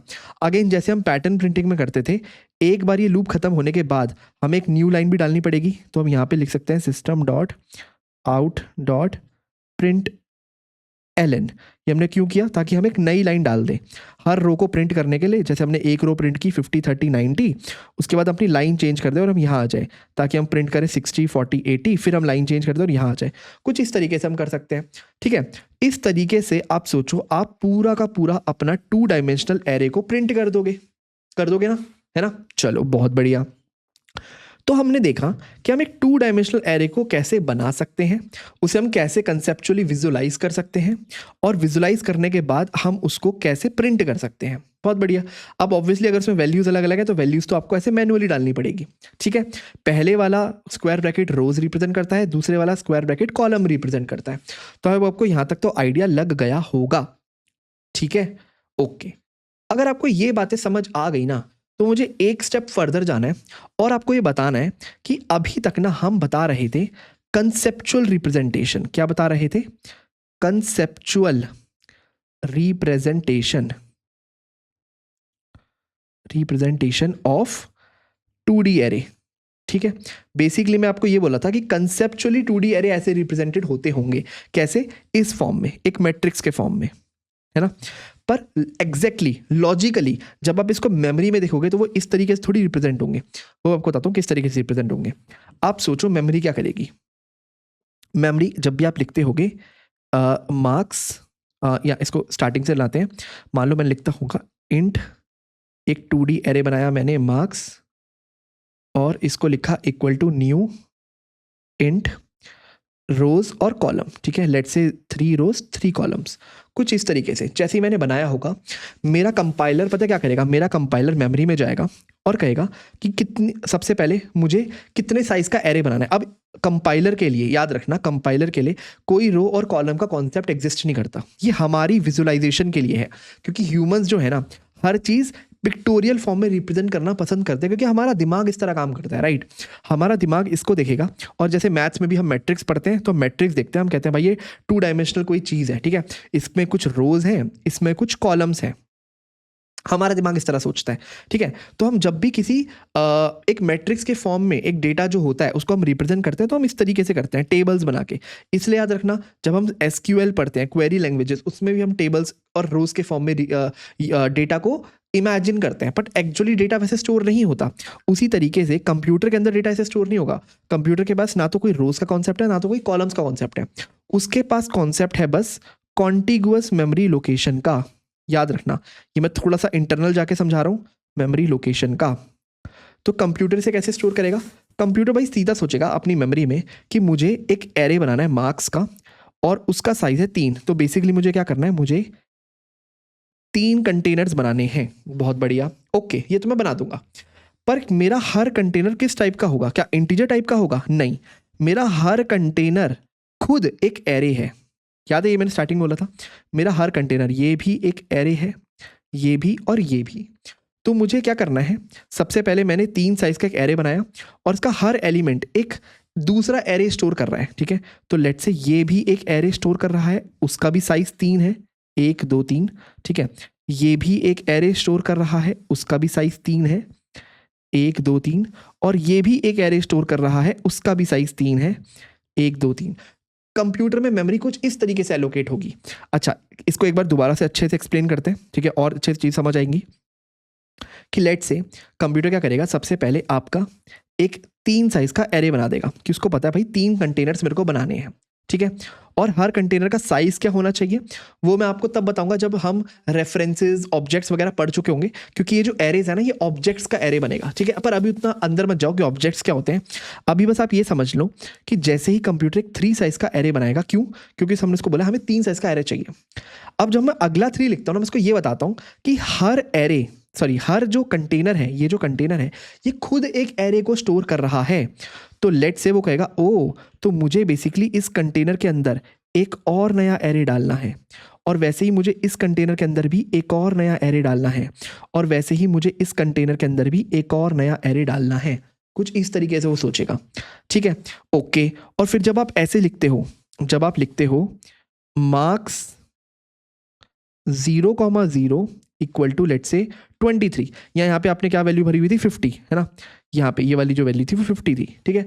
तो आप लेट से अगर लिखते हो मार्क्स 0,0 इक्वल टू 50, तो वो रोज और कॉलम में नहीं सोचेगा, वो ये सोचेगा सबसे पहले आपने क्या लिखा है, सबसे पहले आपने लिखा है पहला 0, यानी कि मेरे को 0th ये जो पहला वाला कंटेनर है मार्क्स का, इसको वो मार्क्स बुलाता है, ठीक है, इसको वो क्या बुलाता है, मार्क्स। तो जो पहले वाला कंटेनर है मार्क्स का, मुझे उसके 0th इंडेक्स पे जाना है। ये 0 1 ये 2, यहाँ पे इंडेक्सिंग लिख देते हैं, ये 0 है, ये 1 है, 2, मुझे 0th इंडेक्स पे जाना है। अब इस जैसे ही मैं इस इंडेक्स पे पहुंचा, ये खुद किसको एक रिप्रेजेंट कर रहा है, एक एरे को रिप्रेजेंट कर रहा है। और इस नए एरे में भी इंडेक्सिंग होगी 0 1 2, इसमें भी 0 1 2 और इसमें भी 0 1 2। इस नए एरे पे मुझे कहाँ जाना है, मुझे जाना है 0th इंडेक्स पे, तो इसके भी 0th इंडेक्स पे जाना है, और इसमें एक वैल्यू को स्टोर करना है 50, तो इस तरह स्टोर करेगा। फिर जब आप लिखते हो मार्क्स 0,1 इक्वल टू, लेट से आपने क्या लिखा हुआ है 0,1 इक्वल टू 30, तो आप लिखते हो 30। तो वो क्या करेगा, दोबारा से पहले इस वाले एरे के इस वाले एरे के 0th इंडेक्स पे जाएगा, वो कहेगा मैं यहाँ पे खड़ा हूँ, और ये खुद एक एरे रिप्रेजेंट कर रहा है ये वाला, और इसके जाएगा फर्स्ट इंडेक्स पे यानी कि यहाँ पे, और यहाँ पे एक वैल्यू को डाल देगा 30, तो यहाँ पे उसने स्टोर किया 30, और वो इस तरीके से वैल्यू को भरने लगता है। और ये होता है एग्जैक्टली मेमोरी के अंदर, ठीक है। कंसेप्चुअल रिप्रेजेंटेशन नहीं है ये है, सॉरी, हमने अभी तक कंसेप्चुअल देखा था, इसको मेरे को बोलना चाहिए logical representation of 2D arrays, कि कंप्यूटर के अंदर हम कैसे 2D एरे को रिप्रेजेंट करते हैं, ठीक है। तो आई होप आपको ये समझ आ गया होगा। अगर आप ये समझ गए ना, तो आप एरे के डेप्थ में समझ जाओगे चीज़ें कैसे स्टोर होती हैं। चीज़ें कोई रोज और कॉलम में स्टोर नहीं होती ऐसे, कंप्यूटर कोई टेबल्स में काम नहीं करता है ना, कंप्यूटर काम करता है इस तरीके से कि उसे कंटीग्यूअस मेमोरी एलोकेशन करनी है, और उसको ये बताना है कि हमें हर एलिमेंट खुद एक एरे है, तो उसने उसको एक तरह से पॉइंट कर दिया एक नए एरे की तरफ। अब ये वाले एरे को पॉइंट कर दिया इस वाले एरे की तरफ, ये वाले एरे को पॉइंट कर दिया इस वाले एरे की तरफ, ठीक है। तो जब वैल्यू भरते हैं ऐसे 0,0 0,1 0,2, तो वो इस तरीके से भरती है कि वो पहले इस इंडेक्स पे जाता है, फिर उसके फर्स्ट इंडेक्स पे या सेकंड इंडेक्स पे या 0th इंडेक्स पे जाता है, इस तरीके से, ठीक है। चलो बहुत बढ़िया, आपको ये भी समझ आ गया। अच्छा, अब एक दूसरी चीज़, क्या यहाँ पे जब मैंने लिखा था कि रो 3 तक जाएगी और कॉलम भी 3 तक जाएगा, तब भी तो मैंने इसको हार्ड कोड किया था, राइट। जैसे मैंने 1 डायमेंशनल एरे में लिखा सीधा, जो भी मेरे एरे का नाम था वहाँ पे रोल नंबर्स, तो मैंने लिख दिया था रोल नंबर्स डॉट लेंथ, कुछ इस तरीके से। क्या मैं वही चीज़ यहाँ पे नहीं कर सकता? बिल्कुल कर सकता हूँ, पर उसको समझाने के लिए ना मेरे को पहले आपको ये समझाना पड़ा कि एग्जैक्टली चीज़ें कंप्यूटर के अंदर कैसे स्टोर है। क्योंकि अगर आप ये समझ गए ना, तो आप समझ जाओगे कि मैं वो वाले लूप्स को डॉट लेंथ करके कैसे लिखूंगा। तो अब आप दोबारा इमेजिन करो इस डेटा को, और मान लो मुझे इसी तरीके से हमारा लूप लिखना है। तो मैं काम करता हूँ, दोबारा से इसको कॉपी कर लेता हूँ। तो देखो मैंने क्या किया, मैंने दोबारा से अपने इस वाले लूप को कॉपी कर लिया कि मैंने कैसे row less than 3 column less than 3 print किया था, ठीक है। और हमारे पास डेटा भी क्या था, डेटा ये था, इसको भी एक बार हम कॉपी कर लेते हैं। तो देखो मैंने इसको भी कॉपी कर लिया, ये हमने लूप चलाया था और ये हमने डेटा को प्रिंट करने की कोशिश की थी 50 30 90 इस तरह और इस तरह, ठीक है। अब मैं कह रहा हूँ कि मुझे यहाँ रो लेस देन 3 और कॉलम लेस देन 3 की जगह ना कुछ और लिखना है, उसी फॉर्म में लिखना है कि डॉट लेंथ है ना। तो मैं कैसे लिख सकता हूँ? अब मैंने आपको ये ज़रूर समझाया, ठीक है।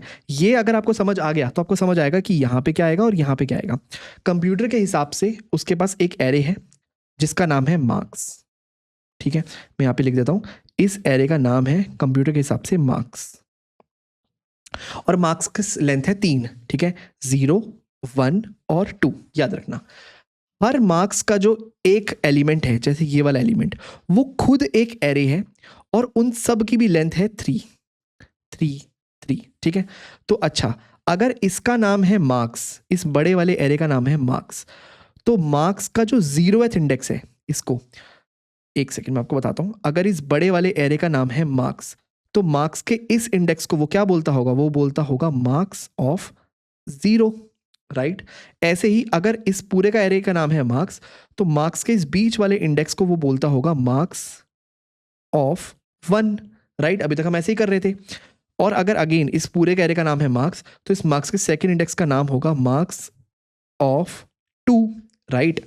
अच्छा, मैं कह रहा हूं कि कंपाइलर बस ऐसे समझेगा कि मार्क्स ऑफ 0 यानी कि ये वाला खुद एक एरे है, तो मार्क्स ऑफ 0 खुद एक एरे है और उसका साइज क्या है, उसका साइज भी 3 है। तो अगर मैं लिखूंगा मार्क्स ऑफ 0 डॉट लेंथ, तो हमारा 3 प्रिंट होगा, समझे। तो कहने का मतलब अगर मैं स्क्रीन पे लिखूं मार्क्स ऑफ 0 डॉट लेंथ, तो हमारा 3 प्रिंट होना चाहिए। वैसे ही अगर मैं लिखूं मार्क्स ऑफ 1 डॉट लेंथ, तो भी हमारा 3 प्रिंट होना चाहिए, क्योंकि मार्क्स ऑफ 1 ये है, ये खुद एक एरे है, ठीक है। और इस पे अगर मैं डॉट लेंथ ऑपरेटर लगाऊंगा, तो वो भी मुझे उस एरे का साइज ला करके दे देगा, ठीक है। और इनफैक्ट मैं सिंपली मार्क्स पे भी डॉट लेंथ लगा सकता हूं, मार्क्स डॉट, सॉरी, मैं सिंपली क्या लिख सकता हूं, मार्क्स डॉट लेंथ। मैं ऐसे भी लिख सकता हूं, क्योंकि मार्क्स भी एक एरे है, तो इस मार्क्स के नाम पे भी मैं डॉट लेंथ लगा सकता हूं, मार्क्स 0 के नाम पे भी डॉट लेंथ लगा सकता हूं, मार्क्स 1 पे भी डॉट लेंथ और मार्क्स 2 पे भी डॉट लेंथ, राइट। तो आई होप आपको ये समझ आ गया होगा। तो अगर ये समझ आ गया, तो बस बिल्कुल वही है। मैं यहाँ पे क्या लिखूंगा, सबसे पहले मैं जो ये हमारा आउटर लूप है, ये आउटर लूप है, इसकी जगह मैं लिख दूंगा कि 4 इंट रो इक्वल टू 0, यहीं से हमने स्टार्ट किया था, and row less than marks dot length, marks dot length row plus plus. तो ये मैं आउटर लूप में लिखूंगा। अच्छा, रो मार्क्स डॉट लेंथ मतलब मैं कह रहा हूं कि मुझे इसके लेंथ तक ये लूप चलाना है, किसके लेंथ तक, इस बड़े वाले एरे के लेंथ तक ये लूप चलाना है, पहली बात। चलो बहुत बढ़िया। फिर अगले लूप में जो इनर लूप है, उसमें क्या करूंगा, उसमें जाऊंगा for int column equal to 0, है ना, कॉलम लेस देन ये जो भी मार्क्स है, मार्क्स इसके रोएथ पे। अब मार्क्स ऑफ रो मतलब बेसिकली पहली बार मैं मार्क्स ऑफ 0 की बात कर रहा हूं, अगली बार मार्क्स ऑफ 1 की और अगली बार मार्क्स ऑफ 2 की, है ना। तो पहली बार इस रो की वैल्यू 0 होगी, तो मैं मार्क्स ऑफ 0 की बात करूंगा। अगली बार इस रो की वैल्यू 1 होगी, तो मार्क्स ऑफ 1 की बात करूंगा। और अगली बार रो की वैल्यू 2 होगी, अगली बार मतलब जब ये आउटर लूप दोबारा चलेगा, तो मैं मार्क्स ऑफ 2 की बात करूंगा, है ना। मैं कह रहा हूं कि हर बार मुझे marks of row dot length तक जाना है और कॉलम प्लस प्लस, कुछ इस तरीके से। और अंदर ये प्रिंट तो मैं बिल्कुल सेम यहाँ पे प्रिंट कर दूंगा, बट आपको मैंने बस ये बताया कि यहाँ पे रो लेस देन 3 और कॉलम लेस देन 3 की जगह मैंने लिखा row less than marks dot length, column less than marks of row dot length, ठीक है, marks of row dot length. ये बात आपको अच्छे से ध्यान रखना है, ठीक है, क्योंकि हमारा जो कंप्यूटर है वो अंदर से इस डेटा को कैसे स्टोर कर रहा है, कुछ इस तरीके से स्टोर कर रहा है कि वो कह रहा है मेरे पास एक ही एरे है मार्क्स का, जिसका हर एलिमेंट खुद एक एरे है, हर एलिमेंट खुद एक एरे है, हर एलिमेंट खुद एक एरे है, ठीक है। तो मैं इस पे भी डॉट लेंथ लगा सकता हूं और इसका 0th एरे ये वाला, इस पे भी डॉट लेंथ लगा सकता हूं, इसका फर्स्ट एरे ये वाला इस पे भी, और इसका सेकंड एरे ये वाला इस पे भी लगा सकता हूं। बहुत बढ़िया। तो इस तरीके से मैं डॉट लेंथ ऑपरेटर यूज करके अपने पूरे के पूरे मैट्रिक्स में लूप कर सकता हूं। इसलिए याद रखना, ये सिर्फ एक कंसेप्चुअल ओवरव्यू होता है जो हम इमेजिन करते हैं कि कैसे स्टोर हो रहा होगा, और ये एक लॉजिकल ओवरव्यू होता है जो एक्चुअली डेटा जिस तरह स्टोर होता है कंप्यूटर में, राइट। आई होप आपको ये चीज़ समझ आ गई होगी। अगर आपको कंसेप्चुअल समझ आ गया तो सारी चीज़ समझ आ गई, बस फिर भी आपको ये समझना इसलिए ज़रूरी हो जाता है कि हम यहाँ पे मार्क्स डॉट लेंथ क्यों लगा रहे हैं और यहाँ पे अंदर वाले लूप में marks of row dot length क्यों लगा रहे हैं, ये समझने के लिए ज़रूरी हो जाता है। नहीं तो आपको तो इमेजिन यही होगा ना कि भाई ये भी 3 तक चल रहे हैं और ये पूरा भी 3 तक जा रहा है ना। तो मैं कुछ इस तरह लिख सकता हूँ, मार्क्स डॉट लेंथ और अंदर वाला भी मार्क्स डॉट लेंथ। आप ऐसे कर दोगे, हाँ, इसके लिए चल तो जाएगा क्योंकि मार्क्स डॉट लेंथ की वैल्यू है 3 और यहाँ पे भी अगर आप मार्क्स डॉट लेंथ लिखते तब भी आता 3, ये अभी तो चल जाएगा, पर ये तब गलत हो जाएगा जब हर रो एक अलग अलग लेंथ की है। और हाँ, आप ऐसा भी कर सकते हो, वो हम अभी आगे देखेंगे कि कैसे कर सकते हैं, पर आई होप आप इतना समझ गए होगे कि एक 2 डायमेंशनल एरे को आप कैसे रिप्रेजेंट करते हो। ठीक है, अगर आप ये पूरी की पूरी कहानी समझ गए हो तो हम थोड़ा सा और आगे चलते हैं और एक और कॉन्सेप्ट देखते हैं कि लेट से हमारा यही 2 डायमेंशनल एरे था। ठीक है, कौन सा एरे? ये वाला 50 30 90 60 40 80 और 70 80 70, यही वाला एरे। तो हमने इसको कैसे रिप्रेजेंट किया था? हमने ऐसे बोला था int 2 dimensional array marks equal to new int, और हमने यहाँ क्या दिया था? रोज दी थी, कितनी रोज है, और यहाँ हमने क्या दिया था? कॉलम्स दिया था। मैं कह रहा हूँ ये दोनों वैल्यूज एक साथ देना ऑप्शनल है, आप चाहो तो बस एक वैल्यू दे सकते हो विच इज रो।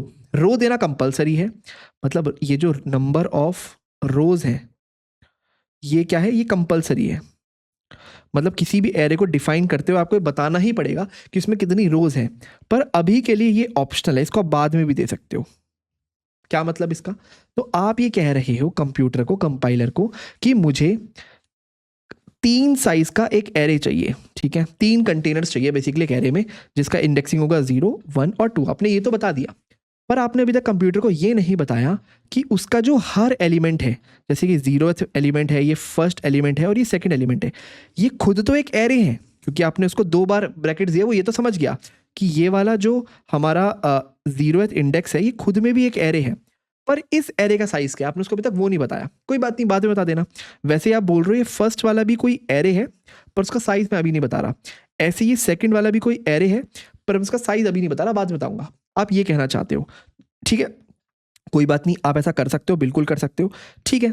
पर अब मैं कह रहा था अगर मुझे इसे बाद में डिक्लेयर करना है तो कैसे करूंगा? तो मैं ऐसे कर सकता हूँ कि पहले काम करते हैं, इनको रिमूव करते हैं। आप समझ ही गए होगे, हमारी ये रो होती है और ये ऑप्शन होती है।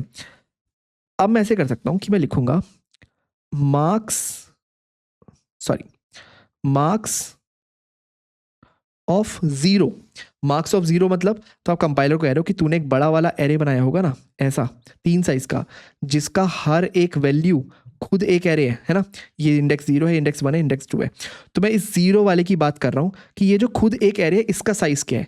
तो आप इसका साइज अलग से बता सकते हो कि marks of 0 equal to new, again new operator, int of size let's say 2। तो आप कह रहे हो मार्क्स ऑफ 0 जो है सिर्फ 2 साइज का एरे है। ठीक है, ऐसे ही आप दोबारा बता सकते हो लेट्स से मार्क्स ऑफ 1, यानी कि ये वाला जो एरे है, ये वाला जो खुद में भी एक एरे होगा, है ना, जो खुद में भी एक एरे होगा, इसकी लेंथ कितनी है? तो आप कह सकते हो new int of size let's say 3। तो इसकी साइज है 3 की। तो आप देख रहे हो मैं यहाँ पे अलग अलग साइज को डिक्लेयर कर रहा हूँ। इसको थोड़ा सा नीचे कर देते हैं। तो अब अच्छा, अब आती है अगली वैल्यू की। तो मैं लिख सकता हूँ मार्क्स ऑफ 2, यानी कि ये जो मैंने बड़ा वाला एरे बनाया है, इसमें जो सेकंड इंडेक्स है, जो खुद एक एरे है, जो खुद एक एरे है, उसकी लेंथ क्या है? तो लेट्स से उसकी लेंथ में बनाता हूँ 3 की। तो मैं लिख सकता हूँ, या 4 की बनाते हैं, चलो, न्यू इंट 4, यानी कि इसकी जो लेंथ है, इसकी 4 की लेंथ है, मतलब ये 4 एलिमेंट स्टोर कर सकता है। तो बेसिकली देखो मैंने क्या किया, मैंने अलग अलग तरीके से सारे एलिमेंट्स को डिक्लेयर किया। ठीक है, तो पहले मैंने एक मार्क्स का एरे बनाया, न्यू इंट ऑफ साइज 3, और अभी कॉलम यहाँ पे कुछ नहीं बताया क्योंकि सबके अलग अलग कॉलम्स होंगे। तो सबसे पहले कंपाइलर ने 3 साइज का एक कंटेनर बना दिया। फिर मैंने कहा जो मार्क्स ऑफ 0 है, मतलब ये वाला, ये खुद एक एरे है जिसकी लेंथ 2 है, तो ये खुद एक एरे है जिसकी लेंथ 2 है। मार्क्स ऑफ 1 मतलब ये वाला, ये खुद एक एरे है जिसकी लेंथ 3 है, तो ये खुद एक एरे है जिसकी लेंथ 3 है। और वैसे ही मार्क्स ऑफ 2 मतलब ये वाला, ये खुद एक एरे है जिसकी लेंथ 4 है, तो ये खुद एक एरे है जिसकी लेंथ 4 है। ठीक है, तो मैंने कुछ इस तरीके से कंप्यूटर को बता दिया। अब देखो, ये तो लॉजिकल ओवरव्यू हो गया कि कंप्यूटर से कैसे स्टोर करेगा, है ना। पर हम इसे कैसे इमेजिन करेंगे? हम तो एक ऐसा मैट्रिक्स इमेजिन करेंगे जिसकी सारे कॉलम्स की लेंथ अलग अलग है ना। तो मैंने क्या बोला कि भैया मैं तो ऐसे इमेजिन करूंगा कि जो पहले मैंने इसको कैसे इमेजिन किया था, पहले मैंने इसको 3x3 इमेजिन किया था, है ना। 3 रोज 3 कॉलम्स, तो रो 1 रो 2 रो 3। वैसे यहाँ पे कॉलम 1 कॉलम 2 कॉलम 3, पहले मैंने ऐसे इमेजिन किया था, पर अब डेटा ऐसे थोड़ी है। तो देखो मेरे पास यहाँ पे रोज तो अभी भी 3 है, देखो मार्क्स 0, मार्क्स 1, मार्क्स 2 है ना, क्योंकि आपको पता है पहले वाला रोज बताता है, ये जो 3 है ये मेरे को रोज बता रहा है, तो मेरे को 3 रोज को ही रिप्रेजेंट करना है कुछ इस तरीके से, रो 1, रो 2, रो 3, ये रो 1, ये रो 2, ये रो 3, तो रोज 3 है, लेकिन नंबर ऑफ कॉलम्स मेरे वेरी कर रहे हैं, ये जो मेरे नंबर ऑफ कॉलम्स हैं ये वेरी कर रहे हैं। तो पहले केस में मेरे पास 2 कॉलम्स हैं, ठीक है, तो मैं इसमें एक कॉलम ये हो गया, एक कॉलम ये हो गया, इनको पेन से बनाते हैं, हाँ एक कॉलम ये हो गया, एक कॉलम ये हो गया, C1 C2 ऐसे। अगली बार 3 कॉलम है, तो कॉलम 1 तो ये हो गया, कॉलम 2 ये हो गया, कॉलम 3 ये हो गया, ये हो गया आपका C3 है ना। और अगली बार 4 कॉलम है, तो कॉलम 1, कॉलम 2, कॉलम 3 और कॉलम 4 कुछ इस तरीके से, और ये हो गया मेरा C4 ये वाला, ये C3, ठीक है। तो मैं कुछ इस तरीके से मैट्रिक्स को रिप्रेजेंट करूंगा, कुछ इस तरीके से, ठीक है। आई होप आपको समझ आ रहा होगा कि मैंने ऐसे सबके अलग अलग रिप्रेजेंटेशन क्यों किया है, क्योंकि पहली बार में मेरे पास C1 C2 है, दूसरे रो में C1 C2 C3 है, और तीसरे रो में C1 C2 C3 और C4 है ना। यानी कि अगर मैं दोबारा से इनकी इंडेक्सिंग लिखूं तो ये मेरा 0 होता है, ये मेरा 1, ये मेरा 2, ये मेरा 0, ये मेरा 1, ये मेरा 2, ये मेरा 3, तो मैं इसको लिखूंगा 0, 0, 0, 1, 0, 0, सॉरी 1, 0, 1, 1, 1, 2, ऐसे ही इसको मैं लिख लूंगा 2, 0, 2, 1, 2, 2 और 2, 3 कुछ इस तरीके से, राइट। तो आई होप आपको समझ आ गया होगा कि मैं एक एरे को भी अलग अलग लेंथ में बना सकता हूं। बेसिकली एक 2 डायमेंशनल एरे ऐसा है जिसकी हर रो अलग लेंथ की है, मैं ऐसे भी कर सकता हूं। आप इसको ऐसे मान सकते हो कि मेरे पास मल्टीपल स्टूडेंट्स हैं और हर स्टूडेंट्स के पास अलग अलग सब्जेक्ट्स हैं, किसी के पास 3 सब्जेक्ट हैं, किसी के पास 4 सब्जेक्ट हैं, तो जिसके पास 3 सब्जेक्ट हैं उसके पास 3 के मार्क्स होंगे, जिसके पास 4 सब्जेक्ट है उसके पास 4 के मार्क्स होंगे, जिसके पास 2 ही सब्जेक्ट है उसके पास 2 के मार्क्स होंगे। तो स्टूडेंट्स तो है मेरे पास अलग अलग, पर हर स्टूडेंट के मार्क्स अलग अलग है, मतलब नंबर ऑफ सब्जेक्ट्स अलग अलग है, तो उसके नंबर ऑफ मार्क्स भी अलग अलग हो गए, राइट। तो उस केस के लिए मुझे एक ऐसा मैट्रिक्स की जरूरत होगी जिसकी हर कॉलम्स की लेंथ भी अलग अलग होगी, राइट। तो मैं ये भी कर सकता हूं यूजिंग माई दिस मेथड। तो आई होप आपको ये भी समझ आ गया होगा। तो अब एक लास्ट चीज़ और, जैसे मैंने आपको 1 डायमेंशनल एरे के लिए कहा था कि अगर ये लाइन सही है, अगर ये लाइन सही है तो इसी लाइन का अल्टरनेटिव मैं ऐसे भी लिख सकता हूँ कि पहले इंट मार्क्स लिखूँ और उसके आगे अपने 2 ब्रैकेट्स लगाऊं इक्वल टू, बाकी सब कुछ सेम, न्यू इंट कुछ इस तरीके से, यहाँ पे 3 लिख दिया, ठीक है। तो मैं ये भी कर सकता हूँ, कहने का मतलब मैं स्क्वायर ब्रैकेट्स इंट के साथ भी लगा सकता हूँ, स्क्वायर ब्रैकेट मार्क्स के साथ भी लगा सकता हूँ, कोई फर्क नहीं पड़ता, दोनों बिल्कुल आइडेंटिकल हैं। पर आपको बस ये समझना था कि एक 2 डायमेंशनल एरे को मैं अलग अलग लेंथ का भी बना सकता हूँ। ये मेरा कंसेप्चुअल रिप्रेजेंटेशन है कि मैं सोच रहा हूँ ऐसे रिप्रेजेंट होता है, पर फिजिकली रिप्रेजेंटेशन क्या है वो भी मैंने आपको बताया। कहाँ बताया था मैंने आपको? यहाँ पे, हाँ, ये है मेरा फिजिकल रिप्रेजेंटेशन या लॉजिकल रिप्रेजेंटेशन कि कंप्यूटर अंदर से कैसे स्टोर कर रहा है। वो कोई इस फॉर्म में तो स्टोर कर नहीं रहा, तो वो ऐसे स्टोर कर रहा है कि वो एक बड़ा वाला एरे बनाता है जिसमें 3 कंटेनर्स हैं और उसका हर कंटेनर खुद एक एरे है और उसके हर कंटेनर की साइजेस भी अलग अलग हैं, ठीक है, ओके। तो आई होप आपको समझ आ गया होगा कि हमने क्या किया। हमने कंसेप्चुअल ओवरव्यू भी देख लिया और लॉजिकल ओवरव्यू भी कि अंदर से चीज़ें कैसे स्टोर होगी और हम इसे कैसे इमेजिन करते हैं। इस तरीके से हम इमेजिन करते हैं कि चीज़ें स्टोर होती होंगी। और कंसेप्चुअल ओवरव्यू तो मैंने आपको ऊपर बता ही दिया था। कहाँ पे बताया था? यहाँ पे, हाँ। कंसेप्चुअल में क्या होगा कि हम इमेजिन करेंगे कि हमारे पास एक मार्क्स है जिसका हर एलिमेंट खुद एक एरे है और वो अलग अलग साइज का हो सकता है। तो इस केस में मैंने आपको क्या बताया था कि सबसे पहले कंपाइलर क्या करेगा, मार्क्स का एक एरे बनाएगा, ये 0 इंडेक्स, ये 1 इंडेक्स, ये 2 इंडेक्स, और इसको बोलेंगे क्या, हम मार्क्स बोलेंगे, ठीक है। और इसका हर इंडेक्स खुद में एक क्या है, एरे है जिसकी अलग अलग साइज है। पहले वाले की साइज है 2, दूसरे वाले का साइज है 3 और तीसरे वाले का साइज है 4। तो इसको मैं 4 में बना देता हूँ कुछ इस तरीके से। तो इसको मैं बोलूँगा मार्क्स 0, इसको मैं बोलूँगा मार्क्स 1 और इसको मैं बोलूँगा मार्क्स 2। ये एरे के नाम हो गए, मार्क्स 0, मार्क्स 1, मार्क्स 2, ठीक है। ये है इसका एक्चुअल रिप्रेजेंटेशन जो कंप्यूटर मेमोरी में करता होगा। तो अगर मैंने इसको मार्क्स 0 बोला है तो इस इंडेक्स को मुझे क्या बोलना पड़ेगा, मार्क्स 0 का 0, ठीक है। तो इस इंडेक्स को मैं बोलूँगा मार्क्स 0 एरे, ये एरे का नाम हो गया, इसका 0 इंडेक्स यानी कि ये वाला। अच्छा, अगर मुझे इसका बोलना होगा तो मैं बोलूँगा मार्क्स 3 एरे का, सॉरी मार्क्स 2 एरे का नाम हो गया और उसका फर्स्ट इंडेक्स, तो मार्क्स 2 और उसका फर्स्ट इंडेक्स, तो ये वाला हो गया क्योंकि 0 है, ये 1 है, ठीक है। तो अगर आप ये सब समझ गए ना तो आप पूरे के पूरे एरेज के कॉन्सेप्ट को अच्छे से समझ चुके हो, बहुत अच्छे से समझ चुके हो। इसके बाद एक आखिरी चीज रह जाती है कि अच्छा आप इमेजिन करो, ऐसे ही अगर मैं बोलूं कि थर्ड डायमेंशनल एरे क्या होता होगा। बिल्कुल होता है, मल्टी डायमेंशनल मतलब कितने भी डायमेंशन हो सकते हैं। अब थर्ड डायमेंशन का मतलब क्या हुआ कि मेरे पास एक एरे डिक्लेरेशन कुछ इस तरह की होगी, इंट, एक ब्रैकेट, दो ब्रैकेट, तीन ब्रैकेट, और लेट्स से इसको मैं कुछ भी बोल सकता हूँ, अभी के लिए मैं इसको सिर्फ एरे बोल देता हूँ, इक्वल टू न्यू इंट। अब इसमें तीन चीज़ें आ जाएंगी, तीन चीज़ें, ठीक है। तो लेट्स से मैं थ्री क्रॉस थ्री का एक क्या बनाता हूँ, थ्री डायमेंशनल एरे बनाता हूँ, ठीक है। तो अब इसका मतलब अगर मैं इसको अगेन लॉजिकल रिप्रेजेंटेशन की बात करूँ, जो कंप्यूटर सोचता होगा वैसे सोचता होगा कि सबसे पहले मुझे एक एरे बनाना है थ्री साइज का, तो उसने थ्री साइज का एक एरे बना दिया, उसका नाम रखा ARR। अब कंप्यूटर समझता है कि ये जो मैंने एक एरे बनाया है थ्री साइज का, है ना, इसका ईच एलिमेंट खुद एक एरे है, राइट, क्योंकि मैंने देखो दूसरा स्क्वायर ब्रैकेट में रखा है, तो वो समझ जाएगा ठीक है, इसका मतलब ये जो है ये खुद एक एरे है, ये जो है ये भी खुद एक एरे है, और आपका जो ये है ये भी खुद एक एरे है। कितने कितने साइज के एरे हैं ये भी तीन तीन साइज के एरे हैं, क्योंकि मैंने इसको तीन डिफाइन किया हुआ है पहले से, तो इसने भी इसको तीन तीन साइज का एरे बना दिया। बहुत अच्छा। फिर ये सोचता है कि अगर ये है ARR, है ना, और इसकी इंडेक्सिंग है 0 1 और 2, तो इसका नाम क्या हो गया, फर्स्ट वाले का मैंने बताया था, इसका नाम हो गया ARR ऑफ 0, इसका नाम हो गया ARR ऑफ 1, और इसका नाम हो गया ARR ऑफ 2। बिल्कुल सही है ना। इनकी इंडेक्सिंग लिख देते हैं 0 1 2, 0 1 और 2, और इसकी भी 0, ये 1 हो गया, ये 2 हो गया। मैंने कुछ इस तरीके से इंडेक्सिंग लिख ली। फिर ये अगेन जाएगा हमारे इस वाले एलिमेंट पे, और ये कहेगा कि ये जो मेरा सेकंड एरेज की लिस्ट बनी है ARR 0, ARR 1 और ARR 2, इसका हर एलिमेंट खुद एक एरे है, तो ये भी एक एरे है। तो इसका मतलब अगेन आप समझ गए होगे, ये भी एक एरे है, और अगेन तीन तीन साइज के हैं, उसमें ये भी एक एरे है, अगेन तीन तीन साइज के हैं, और ये भी एक एरे है, अगेन तीन तीन साइज के हैं।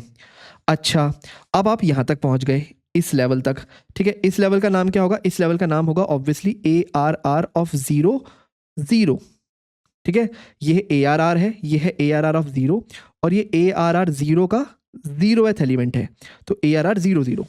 अब आप पहुंच चुके हो इस वाले लेवल पे, ठीक है। अब आपका कंपाइलर कह रहा है कि इसका हर एक एलिमेंट, ये सब, इनका हर एक एलिमेंट क्या है, एक इंटीजर है। मतलब फाइनली अब ये एक इंटीजर वैल्यू स्टोर करेगा। मतलब यहाँ पे मैं कुछ 3 4 7 2 5 8 कुछ इस तरीके से स्टोर करवा सकता हूँ। तो बेसिकली मैं क्या आया, पहले एक लेवल नीचे आया, फिर मैं सेकंड लेवल नीचे आया, और उनके अंदर मैंने इंटीजर्स को स्टोर करवाया, ठीक है। ऐसे ही मैं यहाँ पे भी करूँगा, ये भी सब में एरे होंगे, ये भी ये भी ये भी ये भी और ये भी, ठीक है। इसको हम कहते हैं थ्री डायमेंशनल एरे, ठीक है। तो एक एरे जिसका हर एलिमेंट खुद एक एरे है, जिसका हर एलिमेंट खुद एक एरे है, ठीक है। अब अगेन ये तो हो गया इसका लॉजिकल रिप्रेजेंटेशन कि कंप्यूटर से कैसे सोचता है। अगर आपको कंसेप्चुअल बनाना है तो ये आप मान लो एक 3D वर्ल्ड मान लो, ठीक है। तो आप क्या करोगे, एक मैट्रिक्स बनाओगे कुछ इस तरीके से, ठीक है। ये रो है, रो 1 रो 2 रो 3, ये है कॉलम 1 कॉलम 2 कॉलम 3, ठीक है। और आप मानोगे कि ऐसे ही ना इसके मल्टीपल डायमेंशंस होंगे। मतलब इस ये तो 2D मैट्रिक्स हो गया, 2D, है ना। अब इस 2D के मल्टीपल 3D कॉम्बिनेशंस भी तो होंगे। आप इसको ऐसे मानो कि आपके पास एक स्क्वायर है, ठीक है, ये 2D चीज़ है, ठीक है। पर आपके पास एक क्यूब होता है, क्यूब वो 3D चीज़ होती है। और क्यूब कैसे बनता है, ये जो मल्टीपल स्क्वायर्स की जो लेयर है, इसको एक के ऊपर एक स्टैक करते रहो ऐसे, तो आपका एक क्यूब नहीं बन जाएगा, कुछ थर्ड डायमेंशनल, है ना। मैंने क्या किया, मल्टीपल स्क्वायर्स की लेयर को एक के ऊपर एक ऐसे स्टैक करना शुरू कर दिया कुछ इस तरीके से, और ये हमारा क्यूब बन गया, है ना। वैसे ही आपने एक 2D मैट्रिक्स लिया, ठीक है, और इस मल्टीपल 2D मैट्रिक्स को ना एक के ऊपर एक स्टैक करना शुरू किया, तो एक लेयर ये हो गई, ऐसी आपने एक दूसरी लेयर बना दी, ये आपकी दूसरी लेयर हो गई, ऐसी आपने तीसरी लेयर बना दी, ये आपकी तीसरी लेयर हो गई। तीन तीन लेयर क्यों, क्योंकि हमारे पास देखो क्या है, यहाँ पे क्या लिखा है 3 3 3, है ना। यानी कि आपके पास तीन 2D मैट्रिक्स भी हैं, ये देखो 3 रोज 3 कॉलम्स, और लेट से इसको हम बोल देते हैं रोज कॉलम्स के बाद तीसरे डायमेंशन हम क्या बोल सकते हैं, हम डेप्थ बोल लेते हैं, चलो डेप्थ, है ना। तो डेप्थ भी 3 है, तो देखो 3 रोज 3 कॉलम और ऐसे भी 3 की डेप्थ, ठीक है। और आप ऐसे मान लो कि ये इसके ऊपर पड़ा है, ये इसके ऊपर पड़ा है, तो ये एक तरह से क्यूब बन गया, ठीक है। तो आप इस तरीके से रिप्रेजेंट कर सकते हो कंसेप्चुअली एक 3 डायमेंशनल मैट्रिक्स को। ऑल्दो 3D मैट्रिक्स बहुत अनकॉमन है, इतना कोई यूज नहीं करता ज़्यादातर, ठीक है। पर अगर आप 3D मैट्रिक्स समझ गए तो आप ऑब्वियसली 4D भी समझ जाओगे, 5D भी समझ जाओगे एंड सो ऑन। आप कितना भी ND मैट्रिक्स भी डिक्लेयर कर सकते हो। इसलिए हम जावा में बोलते हैं कि आप क्या कर सकते हो, एक मल्टी डायमेंशनल एरे बना सकते हो, मल्टी डायमेंशनल। पर जनरली हम मोस्टली 2 डायमेंशनल एरे तक जाते हैं। कभी कभार किसी प्रॉब्लम को सॉल्व करने के लिए हमें 3 डायमेंशनल एरे चाहिए होगा, पर उससे ऊपर शायद ही हम कभी जाते हैं, क्योंकि बहुत कॉम्प्लिकेटेड हो जाते हैं चीज़ों को समझना। पर हाँ, आपको ये पता होना चाहिए कि आप ये कर सकते हो, ठीक है। चलो बहुत बढ़िया। अब लास्ट चीज़ और लिख लेते हैं कि अभी तक हम जितने भी एरेज को समझ रहे थे ना, जैसे सबसे पहले 1D एरे की बात करते हैं। जो हमारा 1D एरे था, तो हमने उसको डिस्प्ले करने का एक ही तरीका देखा था। लेट्स से हमने लिखा था रोल नंबर्स, और हमने लिखा था इक्वल टू न्यू इंट, और एक साइज दिया था लेट्स से 3, है ना। आप इसकी जगह कुछ ऐसे भी लिख सकते हो, इंट रोल नंबर्स, ठीक है। और आप चाहते हो कि आप न्यू इंट 3 पहले डिक्लेयर ना करो कि आप 3 साइज का एरे बनाओ, फिर उसमें एक एक करके वैल्यू डालो। क्योंकि देखो, आपको पहले इसी में दिखाता हूँ, आपको वैल्यू डालने के लिए क्या करना पड़ता था, आपको वैल्यू डालने के लिए ऐसे करना पड़ता कि roll numbers of 0 equal to let's say 4, फिर roll numbers of 1 equal to let's say 5। आप कुछ इस तरह करते। तो in on the other hand आप ऐसे भी लिख सकते हो। कैसे लिख सकते हो, कुछ इस तरीके से कि int bracket roll numbers equal to, और सीधा आप एक करली ब्रैकेट दो, और यहाँ पे आप उसकी वैल्यूज देने लग जाओ 4, 5, 6, और इस करली ब्रैकेट को बंद कर दो और सेमीकोलन लगा दो। आप कुछ इस तरीके से भी अपने एरे को डिक्लेयर कर सकते हो, ठीक है। तो यहाँ पे हमने देखो साइज नहीं लिखा, जैसे यहाँ पे हमने 3 साइज लिखा था, यहाँ पे हमने साइज नहीं लिखा, यहाँ पे हमने सिर्फ 3 वैल्यूज लिख दी। तो आपका कंपाइलर खुद ही डिटरमाइन कर लेगा कि उसको क्या करना है, एक 3 साइज का एरे बनाना है जिसकी वैल्यू है 4, 5 और 6, ठीक है। आप ये भी कर सकते हो। याद रखना, अगर आपको पहले से ही एरे का साइज फिक्स पता हो, मतलब साइज तो ऑब्वियसली पहले पता ही होगा, पर अगर आपको पहले से वैल्यू भी बताओ तो आप इस तरीके से भी डिक्लेयर कर सकते हो। और सेम चीज़ आप 2 डायमेंशनल एरे में भी कर सकते हो। उसमें आपको क्या करना पड़ेगा, आप ऐसे लिख सकते हो इंट आपके पास मार्क्स थे, मार्क्स इक्वल टू, अब आप एक देखो 2 डायमेंशनल एरे बना दो। कैसे, आप ऐसे लिख सकते हो मार्क्स 4, 5, 6, फिर करली ब्रैकेट 7, 8, 9, करली ब्रैकेट बंद, फिर करली ब्रैकेट लेट्स से 23, 34, 93, कुछ भी मैंने रैंडम वैल्यू डाली हुई है अभी, कुछ इस तरीके से। तो आप इस तरीके से भी एक 2 डायमेंशनल वैल्यूज में एरे में वैल्यू भर सकते हो। आप एक करली ब्रैकेट खोलो और इस करली ब्रैकेट को बंद करो, इनके अंदर एक एक रोज को एक एक करके डिफाइन करो। तो ये रो 1 हो गई, ये रो 2 हो गई, ये रो 3 हो गई, कुछ इस तरीके से, ठीक है। सेम आप 3D के लिए कर सकते हो, 4D के लिए ऐसे करते रह सकते हो। तो ये भी तरीके होते हैं आपके किसी एरे को डिक्लेयर और उसके साथ में ही डिफाइन करने के, ठीक है। अगर आपको वो न्यू कीवर्ड यूज नहीं करना और उनको अलग अलग यूज नहीं करना, ठीक है। चलो, अब ये जो भी हमने देखा है ना, फटाफट चलते हैं और उसको कोड में देखते हैं। हाँ जी, तो यहाँ तक तो देखो हमने अपना 1 डायमेंशनल एरे देख लिया था, बहुत अच्छी बात है। एक काम करते हैं, फटाफट एक नया क्लास बना लेते हैं, लेट्स से demo2.java, ठीक है। और ये इसलिए ताकि हम अपने मल्टी डायमेंशनल एरे का अलग क्लास में देख सकें, ठीक है। ओके, तो इसमें अपना बॉयलर प्लेट कोड लिख देते हैं और अब स्टार्ट करते हैं। तो यहाँ पे हम स्टार्ट करने वाले हैं अपने मल्टी डायमेंशनल एरेज के साथ, ठीक है। चलो बहुत बढ़िया। अब मल्टी डायमेंशनल एरेज देखते हैं। सबसे पहले मैंने क्या कहा, मैं एक मल्टी डायमेंशनल एरे बनाता हूँ मार्क्स, ठीक है, इक्वल टू न्यू इंट, और मैं एक ही साथ 3x3 का एरे बना लेता हूँ, जो हमने पहले भी देखा था, ठीक है। और हमने क्या कहा था, हम इसमें वैल्यू डाल सकते हैं, लेट्स से इस तरह कि मार्क्स ऑफ 0,0, लेट्स से यहाँ पे मैंने मार्क्स डाल दिए 23, मैं कुछ भी रैंडम मार्क्स डाल रहा हूँ, जो हमने टेबल बनाया था आप उससे भी मार्क्स उठा सकते हो। 0,1 यहाँ पे मैंने डाल दिए 25, ठीक है, एंड मार्क्स ऑफ 0,2 और मैंने यहाँ पे भी डाल दिए 45, कुछ इस तरीके से। तो इस 0 की रोज में सारे डाल दिए। ऐसे करके मैं फर्स्ट की रोज में भी सारे डाल सकता हूँ और सेकंड रोज में भी डाल सकता हूँ, सारे डाल सकता हूँ, ठीक है। तो ये 0,0 हो गया। अब ये 1,0, 1,1 और 1,2 हो गया। और यहाँ पे हमारा ऐसे क्या हो गया, 2,0, 2,1 और 2,2 हो गया। इन सब के मार्क्स कुछ कुछ चेंज कर देते हैं, 34, 11, 90, कुछ भी मैं रैंडम मार्क्स डाल रहा हूँ, 56, 23, 78। ठीक है, तो मैंने यहाँ पे इस एरेज में मार्क्स को डाल दिया। और अच्छा, मैंने क्या कहा था, मैं इनको प्रिंट कर सकता हूँ लूप लगा के। तो सबसे पहले लेट से मैं लिखता हूँ रो इक्वल टू 0 से रो लेस देन 3 रो प्लस प्लस। ठीक है, और अगेन यहाँ पे आएगा रो। ठीक है, और अगेन इनर लूप में मैं लिख सकता हूँ int col equal to 0 col less than 3 क्योंकि साइज 3 है, और कॉल प्लस प्लस, कुछ इस तरीके से। और मैं इन सबको प्रिंट कर सकता हूँ सिस्टम डॉट आउट डॉट, पहले लिखते हैं हम प्रिंट, ताकि एक लाइन में एक ही प्रिंट हो, सॉरी मल्टीपल, एक रो में सारे के सारे प्रिंट हो जाएं। तो मेरे एरे का नाम है मार्क्स, जो भी रो है जो भी कॉलम है उसे प्रिंट करो। और मैं एक थोड़ा सा स्पेस दे देता हूँ, और इस लूप के बाद एक लगा देता हूँ मैं प्रिंट एलन, ताकि नेक्स्ट लाइन में आ जाए हम हर रो के बाद। यही हमने बात की थी, ठीक है, अपने प्रोग्राम में। तो हमारा कुछ आउटपुट ऐसे आना चाहिए कि पहली लाइन में आएगा 23, 25, 45, फिर दूसरी लाइन में ये तीनों आएंगे और तीसरी लाइन में ये तीनों आएंगे। तो एक बार इसको चला के देख लेते हैं। ये देखो, बिल्कुल सही आ गया है ना, जिस तरह से हमने एक्सपेक्ट किया था। चलो बहुत बढ़िया। अच्छा, दूसरी चीज़, क्या हमें row less than 3 column less than 3 लिखने की जरूरत है? हमने इसके बारे में बात की थी, है ना। मैं सीधा लिख सकता हूँ यहाँ पे हमारे एरे का नाम मार्क्स डॉट लेंथ, बिल्कुल सही। और यहाँ पे मैं क्या लिख सकता हूँ, यहाँ पे मैं लिख सकता हूँ मार्क्स ऑफ जोन सा भी एरे है रोएथ एरे का डॉट लेंथ। ठीक है, हमने इसके बारे में बात की थी कि हमारा ये जो मार्क्स का एरे है, कंसेप्चुअली हम जैसे समझते हैं वो अलग बात है, पर फिजिकली और लॉजिकली ये कैसे स्टोर होगा, है ना। तो उसके बारे में हम क्या करेंगे, पहले वाले मार्क्स के एरे को, मतलब इस वाले को हम बोलेंगे मार्क्स ऑफ 0, इसको बोलेंगे मार्क्स ऑफ 1, और इसको बोलेंगे मार्क्स ऑफ 2।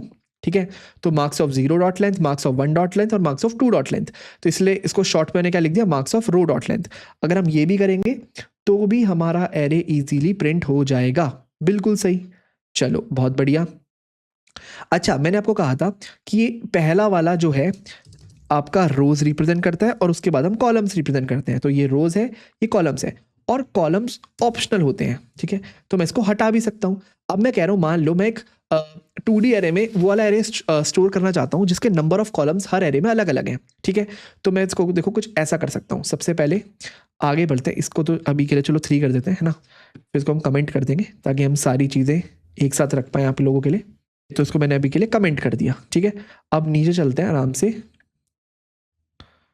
ओके, और यहाँ से दोबारा से शुरू करते हैं। ठीक है, अभी देखो ऊपर कुछ भी नहीं है। ठीक है, हम दोबारा से सब कुछ शुरू कर रहे हैं क्योंकि मेरे को एक मल्टी डायमेंशनल, हाँ, मुझे एक मल्टी डायमेंशनल एरे तो बताना है, but with each with different length. ठीक है, ओके। तो सबसे पहले दोबारा मैंने एक मार्क्स का एरे बनाया। लेट्स से मार्क्स इक्वल, ये एक 2 डायमेंशनल एरे है तो मेरे को 2 बार डिक्लेयर करना पड़ेगा। हाँ, marks equal to new int, ऐसा कुछ। और लेट्स से मैं 3 रोज बता देता हूं कि नंबर ऑफ रोज हमारी कितनी है, 3 है। ठीक है, नंबर ऑफ रोज हमारी 3 है, पर कॉलम मैंने अभी तक नहीं बताए। अब देखो मैं कॉलम्स कैसे बनाऊंगा। मैं बनाऊंगा कि जो मार्क्स ऑफ 0 एरे है ना, उसकी लेंथ है 2 की, या लेट्स से 1 की। ठीक है, मार्क्स ऑफ 1 जो एरे है उसकी लेंथ है 2 की, और मार्क्स ऑफ 2 जो एरे है उसकी लेंथ है न्यू इंट ऑफ 3। तो बेसिकली मैंने कैसे बताया होगा, अगर मैं इसको विजुअली इमेजिन करूं तो मैंने इसको ऐसे बोला होगा कि मेरा एरे कुछ ऐसा दिखता होगा कि यहाँ पे एक एलिमेंट होगा, सॉरी, हाँ, यहाँ पे एक एलिमेंट होगा, और यहाँ पे, सॉरी, हाँ, यहाँ पे और यहाँ पे एक एलिमेंट होगा, ऐसे ही यहाँ पे और यहाँ पे और यहाँ पे एक एलिमेंट होगा। राइट, इस तरीके से मैं कुछ कह रहा हूँ कि पहले वाले की लेंथ है 1, दूसरे की लेंथ है 2, तीसरे की लेंथ है 3, है ना। ओके, तो मैं इसमें वैल्यू भर देता हूँ। तो वैल्यू कैसे भर सकते हैं, अब ऑब्वियसली मेरे को पता है मार्क्स ऑफ 0,0 मैं लिख सकता हूँ क्योंकि इसमें तो एक ही लेंथ है, तो एक 0,0 आएगा। लेट्स से मैंने भर दिया 23, है ना। अब क्या मैं मार्क्स ऑफ 0,1 लिख सकता हूँ क्या ऐसा मैं लिख सकता हूँ? बिल्कुल नहीं लिख सकता, क्योंकि 0,1 तो वैलिड ही नहीं है, इसकी लेंथ ही 1 है ना। तो array index out of bound exception आ जाएगा, वो एक्सेप्शन बाद में देख लेंगे। अब मैं अगला लिख सकता हूँ 1,0। ठीक है, 1,0, तो इसकी लेंथ लिख देते हैं लेट्स से 24। क्या मैं मार्क्स ऑफ 1,1 लिख सकता हूँ क्या? हाँ, बिल्कुल लिख सकता हूँ, क्योंकि मेरे पास 2 तक का साइज है ना। तो लेट्स से इसमें लिख दिया मैंने 90।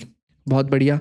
अब अगला मैं लिखूंगा मार्क्स ऑफ 2,0, है ना, क्योंकि 1,2 तो लिख नहीं सकता, तो 2,0 इसमें लेट से मैंने लिख दिया 12, मैं लिख सकता हूँ मार्क्स ऑफ 2,1 भी लिख सकता हूँ, इसमें मैंने वैल्यू डाल दिया 78, और इनफैक्ट मैं मार्क्स ऑफ 2,2 भी लिख सकता हूँ। क्यों लिख सकता हूँ? क्योंकि इसकी लेंथ 3 तक जाती है, तो 2,2 लेट से मैंने लिख दिया 45, बहुत बढ़िया। 2,3 लिख नहीं सकता, ये मैंने सारी वैल्यूज डाल दी। अब मैं इसको कर सकता हूँ प्रिंट, और प्रिंट करने का मैं अगेन वही तरीका अपनाता हूँ कि मैं काम करता हूँ, इसको कॉपी कर लेता हूँ, ठीक है, यहाँ पे, और इसको मैं कर देता हूँ अनकमेंट ऐसे। तो अगेन मैं row equal to 0, row less than marks dot length तक गया, रो प्लस प्लस, ठीक है। तो हर बार मैं रोज तक जाता हूँ, और हर उस रो में मेरे पास जितने कॉलम्स हैं उस कॉलम्स की लेंथ तक जाता हूँ। तो बेसिकली अगर मैं दोबारा से उसको बनाऊँ, जो मैंने कहा था कि मेरा एरे कैसा दिखता होगा, तो मेरे एरे में पहले होगा एक एलिमेंट, दूसरे में होगा दो एलिमेंट, ठीक है, कुछ ऐसे, और तीसरे में होंगे मेरे पास 3 एलिमेंट, कुछ ऐसे, ठीक है। तो पहले में लेट से वैल्यू पड़ी होगी 23, दूसरे में पड़ी होगी 24 और आपकी 90, है ना, और तीसरे में वैल्यू क्या पड़ी होंगी 12, 78 और 45। तो कुछ इस तरीके से मेरा प्रिंट होना चाहिए। देखो पहले मैंने मेरा फ्लो ऑफ कंट्रोल आया यहाँ पे, रो इक्वल टू 0 है, रो इक्वल टू 0 है। फिर मैं इस लूप के अंदर का इनर लूप, मैं कहूँगा कॉलम को 0 से marks of row dot length तक चलाओ, यानी कि 0 से चलाओ कब तक, जब तक ये जो रो है ना इसकी लेंथ अटेन ना हो जाए। और मार्क्स ऑफ 0 डॉट लेंथ कितनी है, ये देखो मार्क्स ऑफ 0 की लेंथ है 1, है ना, यानी कि इसमें सिर्फ एक ही एलिमेंट अब मैं प्रिंट करूंगा 23। फिर अगेन मैं इस लूप से बाहर आ जाऊंगा, न्यू लाइन पे, मैं नई लाइन पे आ गया। फिर अगेन रो की वैल्यू हो गई 1, रो की वैल्यू हो गई 1। अगेन इनर लूप में आऊंगा, मैं कहूंगा इस बार इस कॉलम्स को कहां तक चलाओ, marks of row dot length, यानी कि मार्क्स ऑफ 1 डॉट लेंथ, और मार्क्स ऑफ 1 डॉट लेंथ कितनी है 2 है, तो अगेन ये 2 तक चलेगा, तो मेरा 24 और 90 प्रिंट हो जाएगा, जो कि यहाँ लिखा हुआ था, ठीक है। अच्छा फिर अगेन ऐसा थर्ड के लिए चलेगा, और इस बार मार्क्स ऑफ 3 डॉट लेंथ चलेंगे। 3 डॉट लेंथ कितनी है 3 है, ये देखो मैंने लिखी भी हुई है, सॉरी, मार्क्स ऑफ 2 कितना है 3, यानी कि न्यू इंट 3 साइज का, और मैंने 3 साइज में देखो 3 वैल्यूज डाली हुई हैं। इसको मैं अलग अलग कर दूं, ये मेरे एक है, ये हाँ ये मेरी फर्स्ट रो है, ये मेरी सेकंड रो है, और ये मेरी थर्ड रो है, ठीक है। तो वैल्यू हो गई 12, 78, 45। तो मैंने इसको यहाँ प्रिंट कर दिया, तो मेरा आउटपुट कुछ इस तरीके से आना चाहिए। तो एक बार देख लेते हैं फटाफट।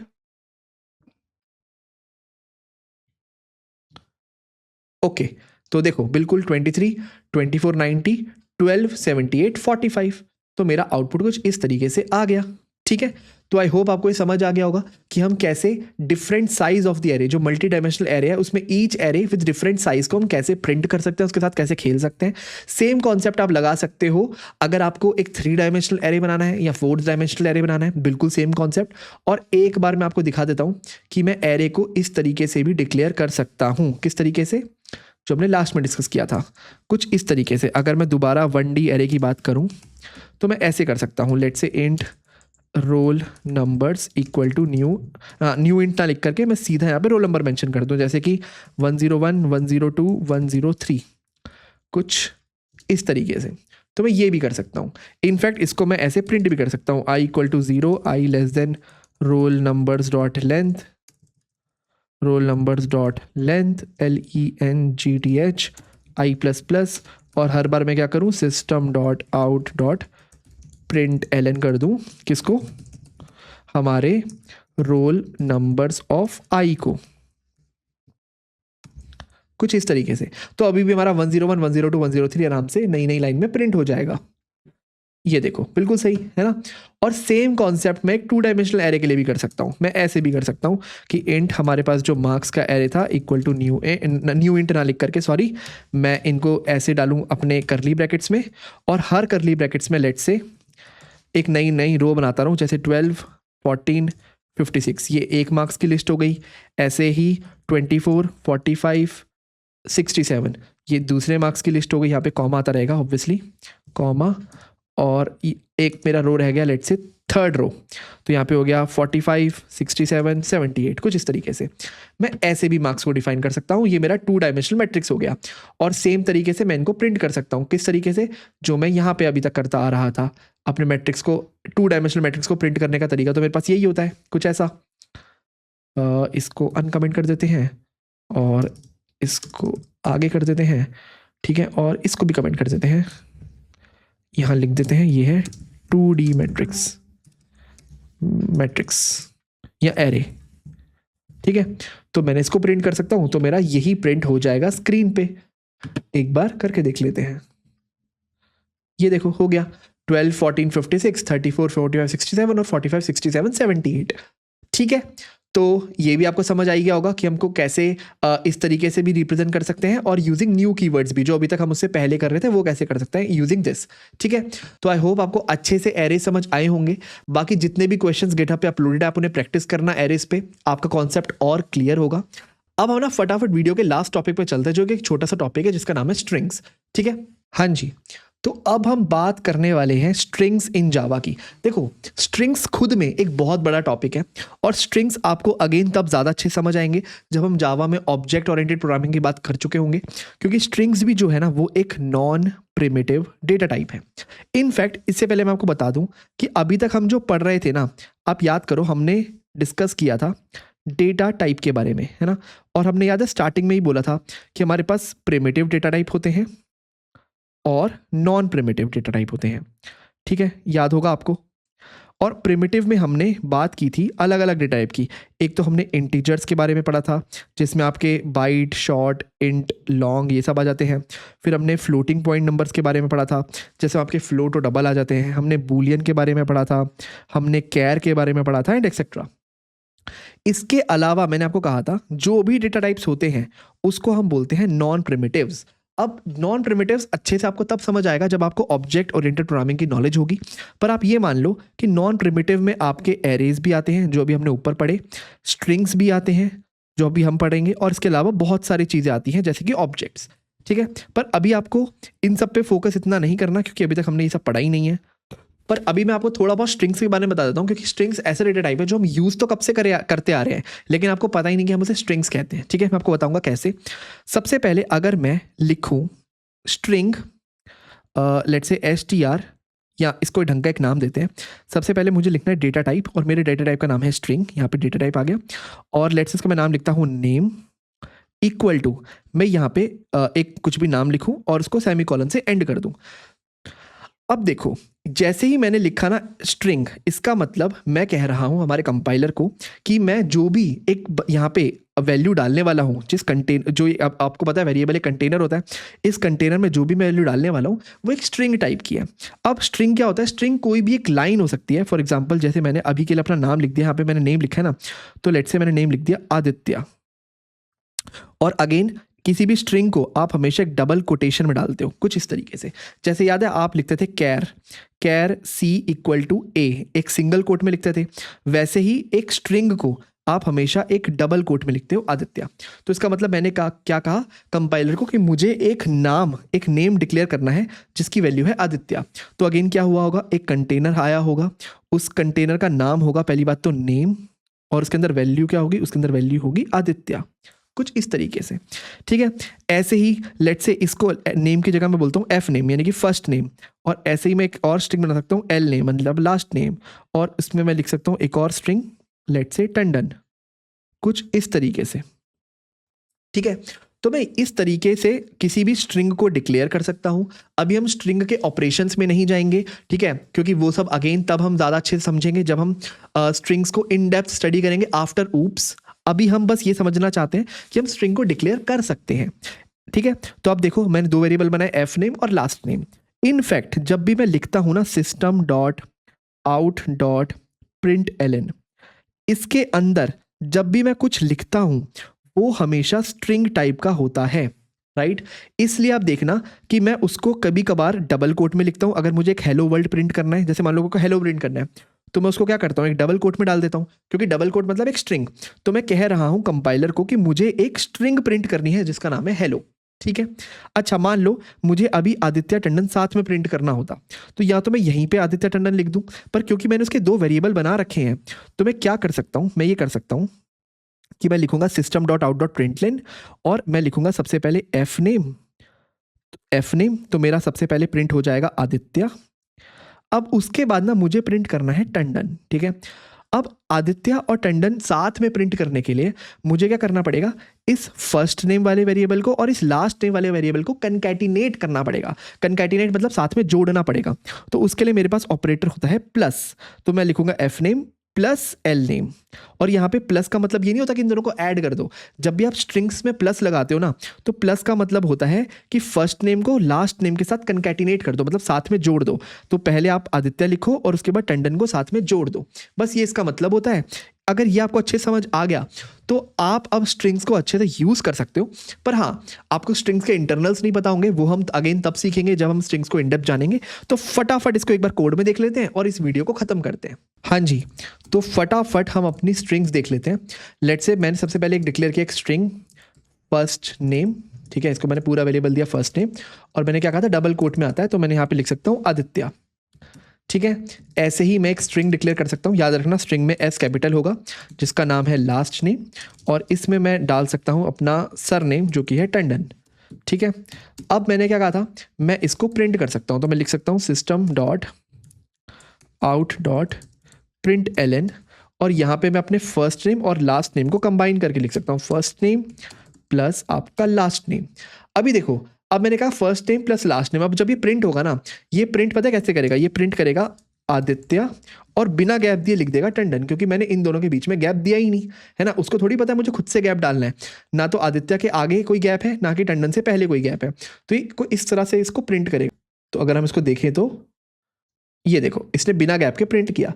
अगर मुझे चाहिए गैप तो मैं क्या कर सकता हूँ, प्लस एक गैप डाल सकता हूँ और प्लस लास्ट नेम, क्योंकि याद रखना ये भी एक वैलिड स्ट्रिंग है। लेस्ट ने मैंने डाला str इक्वल टू दिस, ये सिर्फ एक स्पेस भी एक वैलिड स्ट्रिंग होती है। इनफैक्ट स्पेस छोड़ो, ये क्या है, एक एम्प्टी स्ट्रिंग, ये भी एक वैलिड स्ट्रिंग है।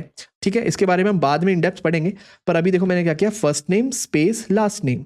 अब यहाँ पे फर्स्ट नेम फिर स्पेस प्रिंट होगा और फिर लास्ट नेम प्रिंट होगा, और अब हमारा आउटपुट देखो कैसे आएगा, प्रॉपर आदित्य टंडन आया, राइट।